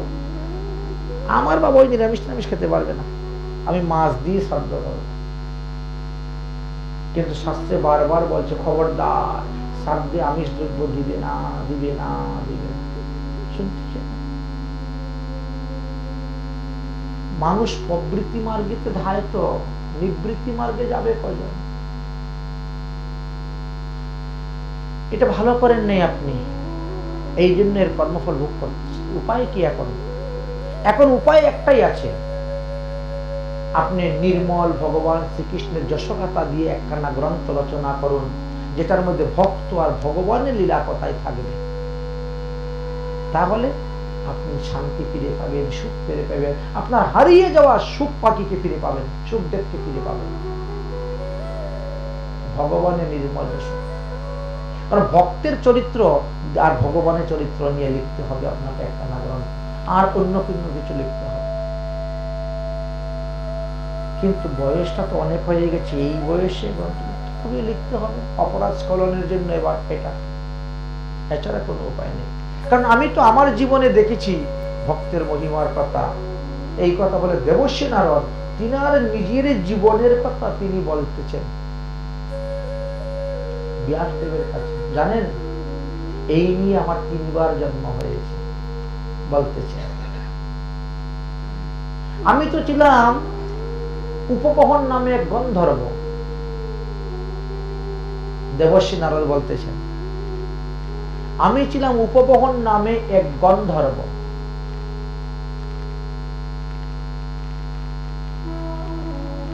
ব্রাহ্মণের সঙ্গে দুর্ব্যবহার করার কারণে, ব্রহ্ম শাপের কারণে আমি আসলাম, এসে দাসী পুত্র হয়ে জন্মগ্রহণ করলাম। আর দাসী পুত্র থেকে তারপরে এখন এসে আমি ব্রহ্মার পুত্র নারদ হয়ে জন্মগ্রহণ করেছি। অতএব আমার দাসী পুত্রের জীবনের কথা আপনাকে বলি, শুনেন। আমি যখন মায়ের গর্ভে ছিলাম তখনই আমার বাবা মারা যান। খুব গরিব ঘরের সন্তান ছিল।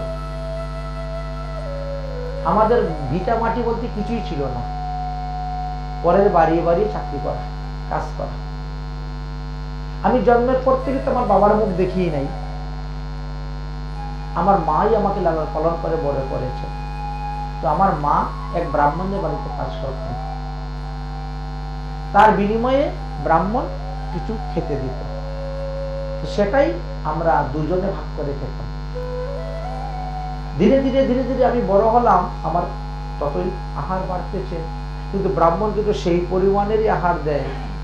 আমি যদি পেট ভরে খাই, মায়ের পেট ভরে না, আধা পেট ভরে খেতাম।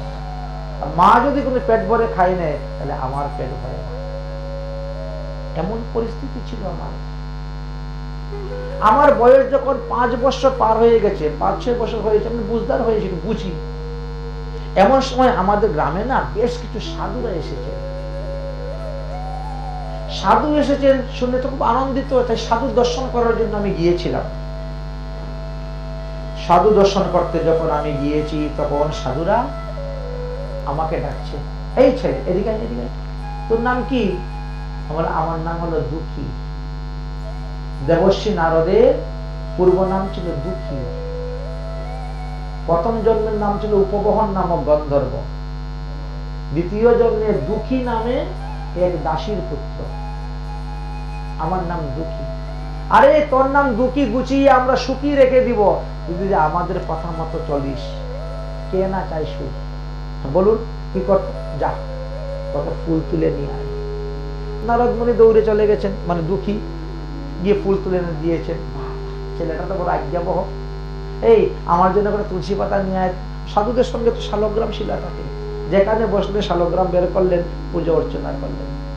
কেউ বলে যা আমার গামছাটা রুদ্রে দিয়ে নেয়, কেউ বলে যা আমার গামছাটা নিয়ে আয়, কেউ বলে আমার একটা হাতটা টিপে দে, পাটা টিপে দে। 5 বছরের ছেলে যে যা বলে তাই করে আনন্দে সাধুদের সঙ্গে। সাধুরা খুব ভালোবেসে করলো, সাধুদের সে ভালোবাসে। শুন, তোর মা তো এখন রূপবতী যুবতী, এই জন্য তোকে যদি আমরা বেশি আদর করি, যত্ন করি, লোকে আবার সন্দেহ করবে।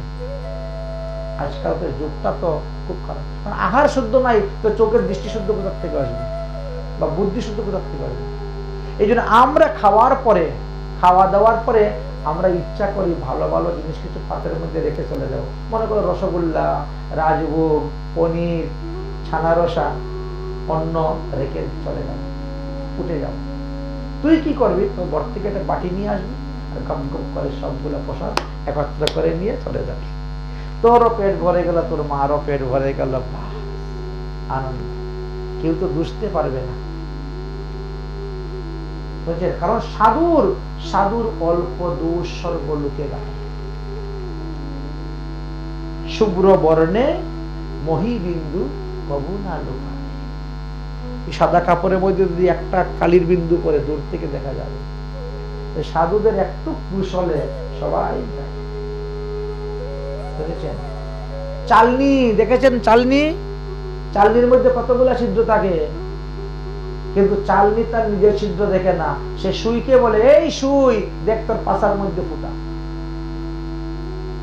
সুইয়ের তো একটাই থাকে ছিদ্র,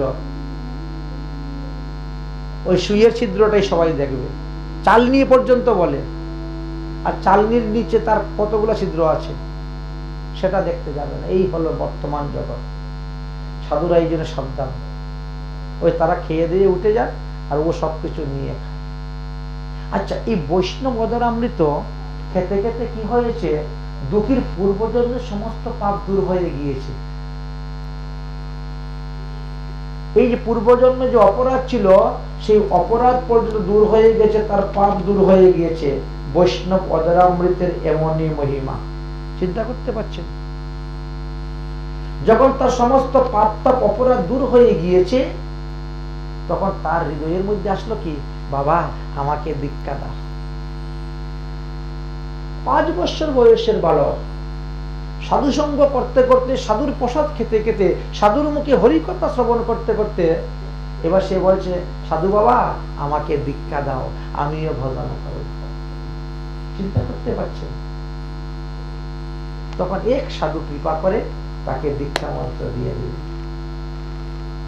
এবার কিভাবে সাধন করতে হবে, কিভাবে ভজন করতে হবে, কিভাবে মন্ত্রজপ করতে হবে, কিভাবে আহ্নিক করতে হবে, কিভাবে তিলক করতে হবে, কিরকম মানসিক চিন্তনের দ্বারা ভগবত সেবা পূজা করতে হবে, লীলা স্মরণ করতে হবে শিখাচ্ছে। দেখতে দেখতে 4 মাস পার হয়ে গিয়েছে, চাতুর্মাস্য ব্রত শেষ, সাধুরা এখন চলে যাবেন। আমি তখন বললাম, গুরুদেব আপনি আমাকে নিয়ে চলুন, আমি আপনার সঙ্গে যাব, সারাদিন আপনার সেবা করব। কিন্তু গুরুদেব বলেন যে না বাবা, এখন তুমি আমার সঙ্গে যেও না, কারণ তোমার মা এখনো জীবিত আছে। তোমার মায়ের মৃত্যুর পরে তার অন্ত্যেষ্টিক্রিয়া আদি করার পরে তুমি আসবে আমাদের কাছে, তখন আমরা তোমাকে আরো সাধ্য সাধন তত্ত্ব শিক্ষা দিব। সাধন বিনা সাধ্য বস্তু কখনো পাওয়া যায় না। ভগবান শ্রীকৃষ্ণ তো সাধ্য বস্তু, তাকে পেতে গেলে সাধন করতে হবে। দুধের সর্বত্রই ঘি আছে, কিন্তু দুধের ভিতরে হাত ঢুকাইলে হাতের মধ্যে ঘি উঠবে না, তাকে সাধন করতে হবে প্রক্রিয়া, তবে তো ঘি বের হবে। ঠিক তেমনি ভাবে অতএব আরো সাধ্য সাধন তত্ত্ব পরে শিখাবো, এখন এইগুলা নিয়ে তুমি জপ করো। সাধুরা চলে গেছেন, গুরুদেবের আদেশ অনুসারে দুঃখী এখন ঘরের কোণার মধ্যে এসে বসেছে। বসেই গুরুদেবের দেওয়া মন্ত্র জপ করতে শুরু করেছেন। মা পরের বাড়ি কাজ করে এসেছে, কাজ করেছে। আরে দুঃখী, আরে ঘরের কোণার মধ্যে বসে কি বিড়বিড় করতেছে, আঙুল টিপাটি খাবে খাবে, চল চল খাবে, হাত ধরে টেনে চলে আসে। আরে অবদিয়া মা কিছুই বুঝে না, আমি যে বসে মন্ত্র স্মরণ করতেছি এটাও আমার মা বুঝলো না, মন্ত্রটা সংখ্যাটা পূর্ণ হলো না, হাত দিয়ে ধরে টেনে নিয়ে চলে আসলো, মায়ের সঙ্গে খেয়ে নিল। পরের দিন কি করেছে, দরজা বন্ধ করে এবার বসেছে মন্ত্র জপ করতে। এইবার আর অসুবিধা হবে না, একেবারে পূর্ণ সব মন্ত্র জপ করব, তারপরে উঠবো আসন থেকে। জপ করতে বসেছে, অর্ধেক মন্ত্র জপ হতে না হতে মা এসে উপস্থিত। অরে দুঃখী দরজা খুল, দুঃখী দরজা খুল। এখন সে তখন কথা বলে না, তার নিয়ম আছে, যতক্ষণ আপনি মন্ত্র জপ করবেন ততক্ষণ কারোর সঙ্গে কথা বলবেন না, আসন ছেড়ে উঠবেন না। এখন সে কি করে উঠায়, সে তো চিন্তা করে তাহলে জপটা শেষ করে নেই তারপরে কি উঠবো, কিন্তু ততক্ষণ তো মায়ের ধৈর্য নাই। ও দেখো গো আমার ছেলের কি হয়েছে গো, আমার ছেলে আমাকে মা বলে ডাকে না গো, দরজা খুলে না গো, ঘরের ভিতরে বন্ধ হয়ে আছে, কান্নাকাটি শুরু হয়ে গেছে, কান্নাকাটি শেষ হয়েছে। কারণ দুঃখী কি করবে, তার মন্ত্র জপ শেষ না হলে সে কেমন করে আসন থেকে উঠবে আর দরজা খুলবে, কিন্তু মা কিন্তু সেটা বুঝে না, কান্নাকাটি শুরু করে, দরজা থাপড়ানি ধাক্কানি শুরু হয়ে গেছে। কি হলো ছেলের, দরজা বন্ধ কেন?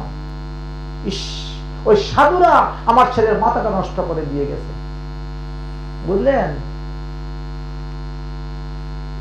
সাধু কতগুলো আসছিল না গ্রামে, আমার ছেলের মাথাটা নষ্ট করে দিয়ে গিয়েছে গো।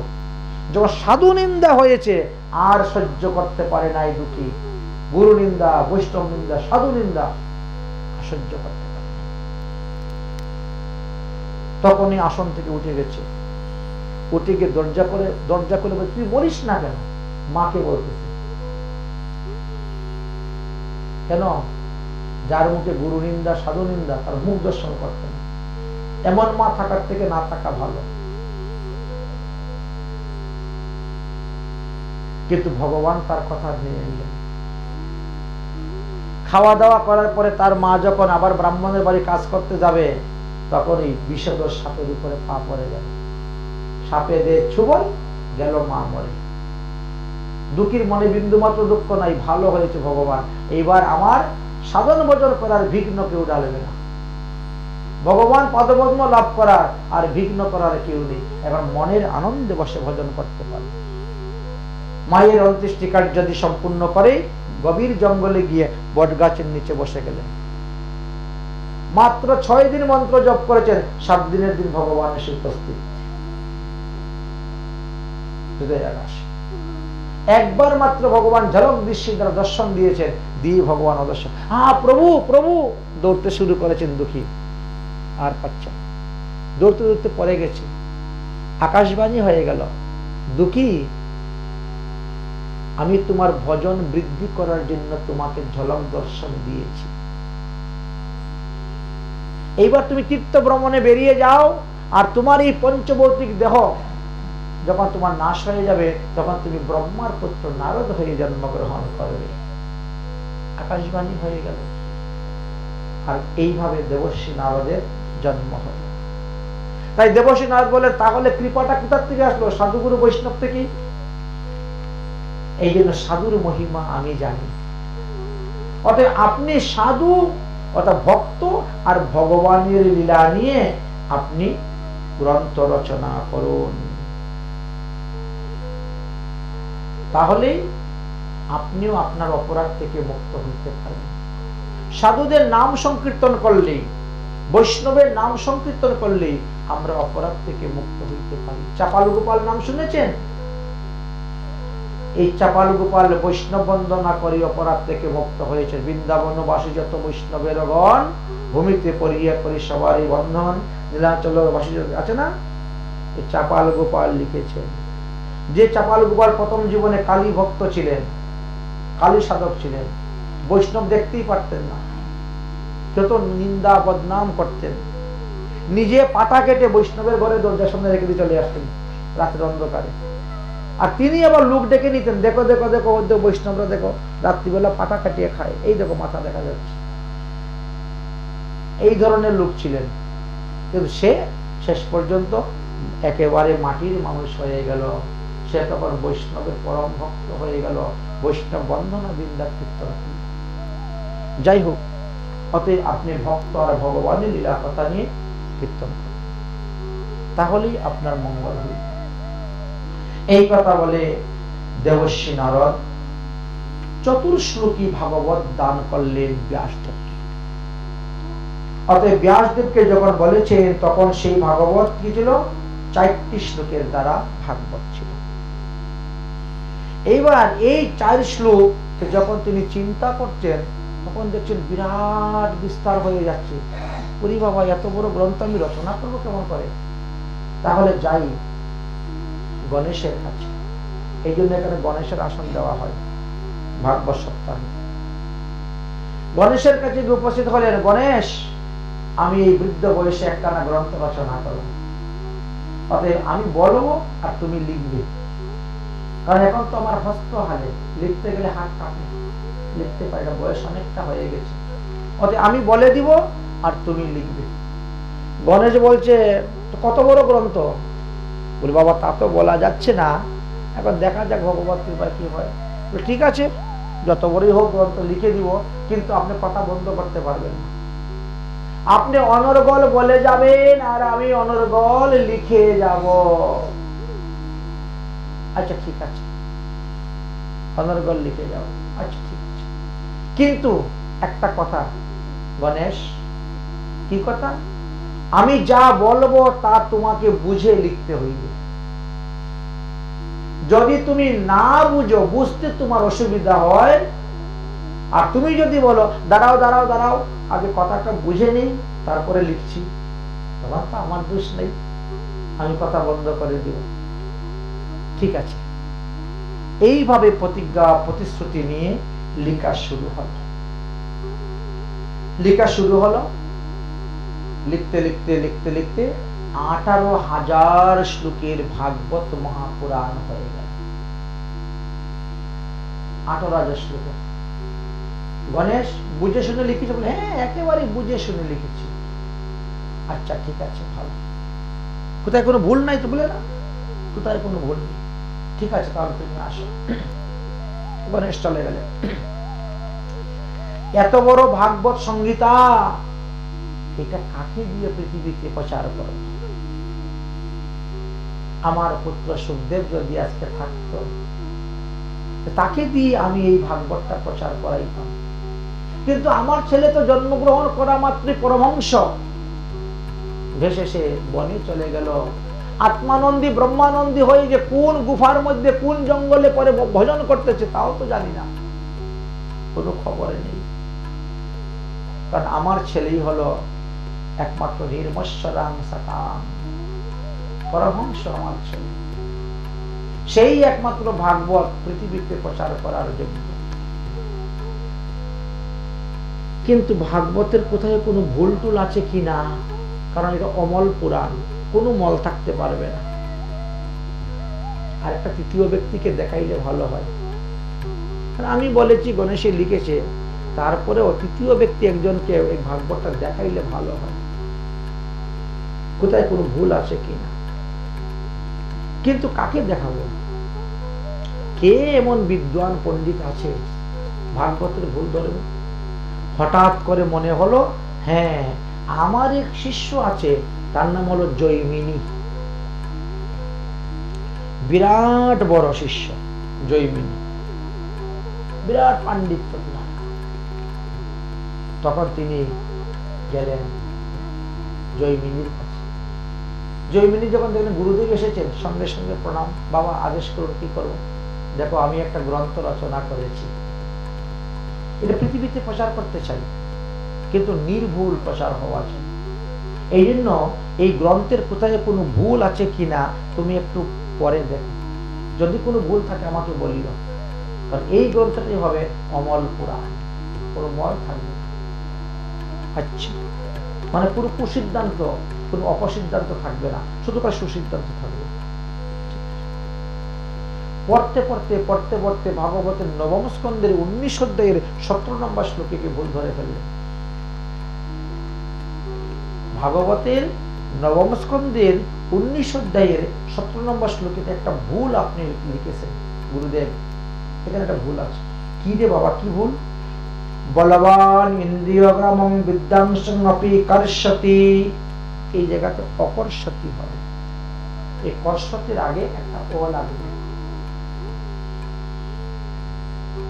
কারণ যিনি পণ্ডিত তাকে ইন্দ্রিয় কখনো কিছু করতে পারে না, ইন্দ্রিয়কে জয় না করলে পণ্ডিত হওয়া যায় না। মাতৃবৎ পরদারেষু পরদ্রব্যেষু লুষ্টবৎ আত্মবৎ সর্বভূতেষু যো পশ্যতি স পণ্ডিতা। তাহলে সে তো আগেই তো সবকিছু শেষ করে তারপরে পণ্ডিত হয়েছে, তো তারপরে তাকে আবার ইন্দ্রিয় কি করবে? 5টা জ্ঞান ইন্দ্রিয় বলে আর 5টা কর্ম ইন্দ্রিয় বলে, কি করতে পারে? সুতরাং এখানে ভুল হয়েছে, এটা অকর্ষতি হবে। আচ্ছা, আর বলে না, আর কোথায় ভুল নেই, এই 18 শ্লোকের মধ্যে ওই একটা শ্লোকের মধ্যে একটু ভুল পাওয়া গিয়েছে, আর বাকি সব ঠিকই আছে। ব্যাসদেব তখন চিন্তা করলেন, আমি বললাম, গণেশেও লিখলো, তারপরে এখানে ভুলটা হয়ে গেল। সারা রাত চিন্তা করছেন, চিন্তা করতে করতে তিনি দেখলেন যে না না, এটা কর্ষতি শব্দ ঠিকই তো আছে, এটা তো অকর্ষতি হবে না, তাহলে সে কেন আমাকে বারবার বলছে অকর্ষতি করার জন্য? ও, সে তার ইন্দ্রিয়ের উপরে তার খুব আশ্বাস আছে, বিশ্বাস আছে যে আমি আমার ইন্দ্রিয়কে বশ করে দিয়েছি, আমি আমার সাধনের দ্বারা, ভজনের দ্বারা, যোগ প্রাণায়ামের দ্বারা, রাধে রাধে, প্রাণায়ামের দ্বারা আমি আমার ইন্দ্রিয়কে বশ করে দিয়েছি, এটাই হলো তার মনে, তাই না? এই জিনিস তো, তাহলে একটু পরীক্ষা করে দেখতে হবে, একটু পরীক্ষা করে দেখতে হবে যে সত্যি সে তার ইন্দ্রিয়কে বশ করেছে কি না। পরীক্ষা করবেন কিভাবে? এই জন্য কি করলেন, ব্যাসদেব একটা মায়া নারী রূপ ধারণ করেছেন, নিজেই একটা মায়া নারী রূপ ধারণ করেছেন, করে পাতলা ফেরফেরা একটা সাদা কাপড়। আজকালকে দেখেন না, মেয়েরা কাপড় পরে যে শরীরের রূপ দেখা যায়, এরম এমন কাপড় বেরিয়েছে, শরীর সাদা না কালো সে কাপড় দেখা যায়, কাপড়ের বাইরে এরকম কাপড়। তো সেই রকম একটা কাপড় পরে, আর হাতের মধ্যে চুড়ি, পায়ের মধ্যে নপুর পরে ঝুম ঝুম ঝুম ঝুম করে যাচ্ছে, যেখানে জৈমিনী বসে তপস্যা করে সেই দিকে। নপুরের পায়ের, নপুরের ধ্বনি কিন্তু পুরুষ লোককে খুব মোহিত করে, খুব আকর্ষণ করে, এটা কাম উদ্দীপন জিনিস। নপুরের ধ্বনি, হাতের কঙ্কনের ধ্বনি, এমনই জৈমিনীর ধ্যান ভঙ্গ হয়ে গেছে। আরে কে রে, আমারই বনি এতদিন ধরে তপস্যা করতেছি, কোনোদিন তো কোনো নপুরের ধ্বনি, কঙ্কনের ধ্বনি শুনি নাই, কি আসলো? বাবা, স্বর্গ থেকে কোনো অপসরা আসছে নাকি? তো বিরাট ব্যাপার। কলস কাকে নিয়ে চলে যাচ্ছে, গিয়ে নদীতে যাচ্ছে ওই মেয়ে স্নান করতে জল নিতে। জৈমিনী আসন থেকে উঠে দাঁড়িয়ে গেছেন দেখার জন্য। ইন্দ্রিয় বলবান কিরকম দেখেছেন, দাঁড়িয়ে গেছে। ব্যাসদেবের মায়াতে সেই সময় একদম ঝরঝর করে বৃষ্টি হতে শুরু হয়েছে, খুব ঝড় বৃষ্টি শুরু হয়ে গেছে। বৃষ্টি যখন শুরু হয়ে গেছে তখন ওই মেয়ে দৌড়ে গিয়ে একটা বট গাছের নিচে দাঁড়িয়েছে। জৈমিনী তখন বট গাছের নিচে দাঁড়িয়ে গেছেন। এখন জলে আস্তে আস্তে ভিজতে শুরু হয়েছে। শরীর যখন ভিজে গেছে, সাদা কাপড় যদি ভিজে গায়ের সঙ্গে লেগে যায় তাহলে শিরা পর্যন্ত দেখা যায় শরীরের। যতই তিনি দর্শন করতেছেন ততই তিনার দেহের মধ্যে কাম বৃদ্ধি হচ্ছে। তিনি জিজ্ঞেস করছেন, ওগো তোমার কি বিয়ে হয়েছে? তুমি কার কন্যা? আমি তোমাকে বিবাহ করতে চাই। দেখো, আমাকে বিবাহ করতে গেলে তো আমার বাবার একটা পণ আছে। যে পুরুষ মুখের মধ্যে হাড়ির কালি মুখের মধ্যে মাখবে, ঘোড়ার মতন হয়ে আমাকে তার পিঠের মধ্যে বসিয়ে আমার বাবার কাছে নিয়ে যাবে, আমার বাবা তার কাছে বিয়ে দিবেন। জৈমিনী তাতে রাজি হয়ে গেলেন। এই মহিলাকে নিয়ে রাত্রিবেলা ঘরে গেলেন, থাকলেন, রান্না বান্না হলো, খাওয়া দাওয়া হলো। মাটির হাড়িতে রান্না হয়েছে, সেই হাড়ির কালি সম্মুখের মধ্যে মেখে ঘোড়ার মতো হয়ে পিঠের মধ্যে বসিয়ে নিয়ে রওনা হয়েছে।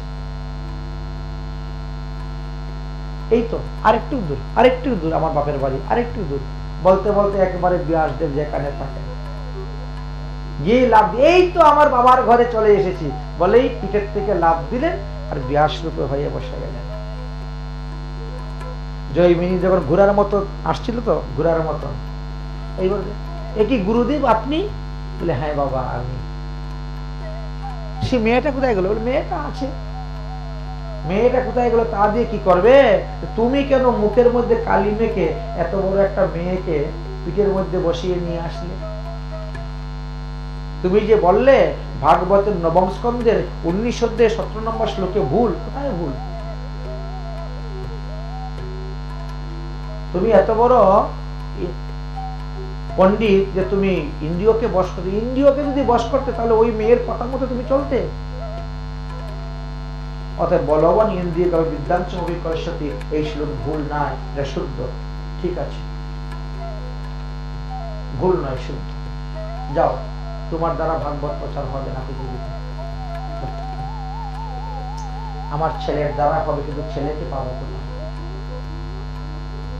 ছেলেকে পাবো কোথায়? তাই ছেলেকে পূজার জন্য বেরিয়েছেন।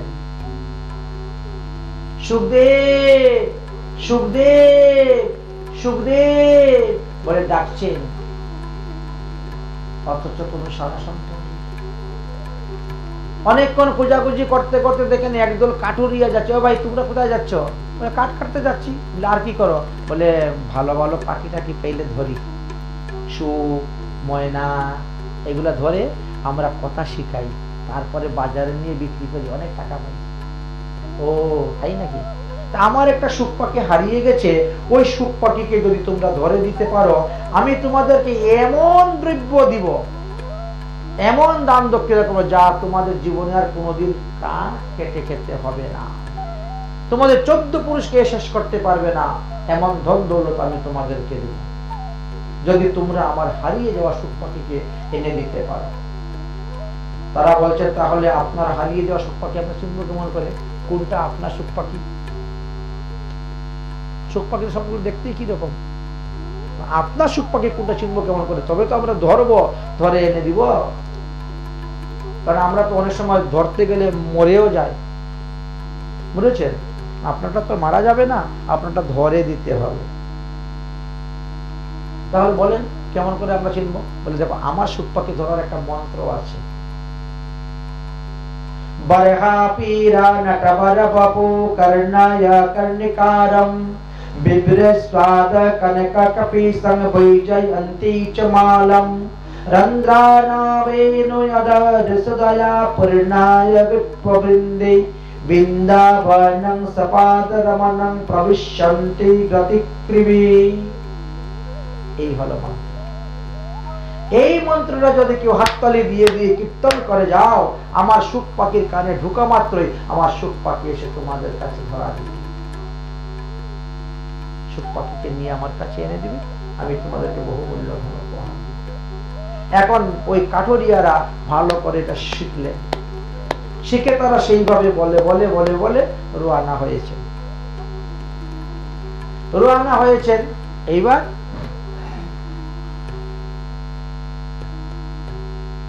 সুখদেবের কানে গিয়ে শব্দটা প্রবেশ হল। সুখদেব গোস্বামী পাদ তোমার চিন্তা, আরে এত নিত্য গোলকধামের লীলা, এই লীলা কথা পৃথিবীর লোক জানলো কেমন করে? এই লীলা তো একমাত্র আমি জানতাম, আমি দেখেছি নিত্য গোলকধামে, কিন্তু পৃথিবীর লোক এই লীলার কথা কোথাতে বলো দেখি তো কারা?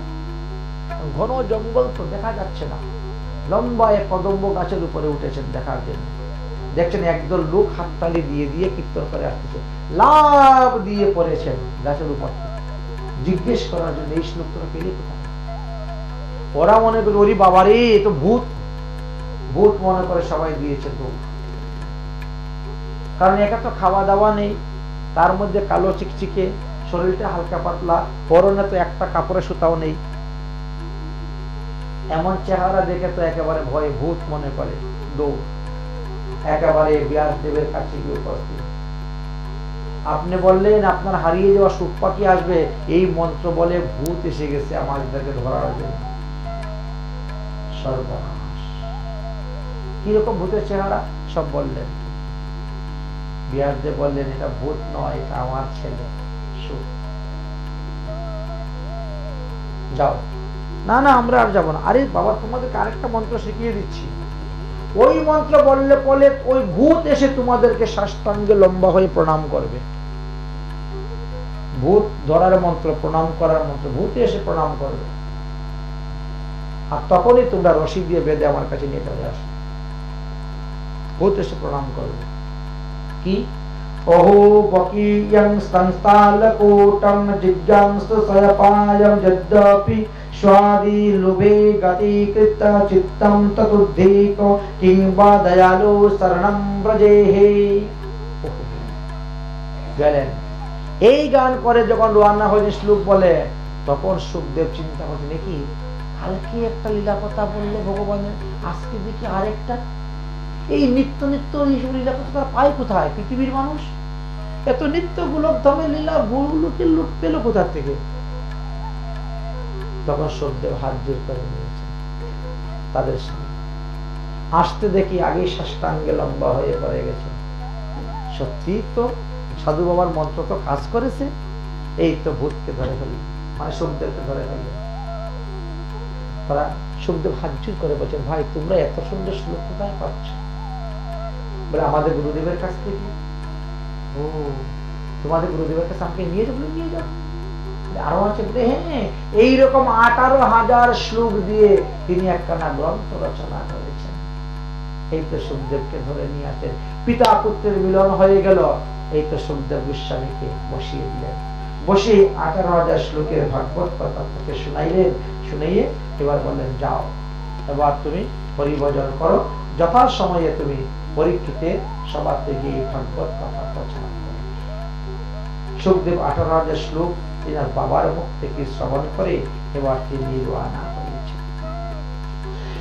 এইভাবে সুখদেবের জন্মকথা, ব্যাসদেবের জন্মকথা এবং নারদের জন্মকথা, এই তিনটি বিষয় আমরা এখানে আস্বাদন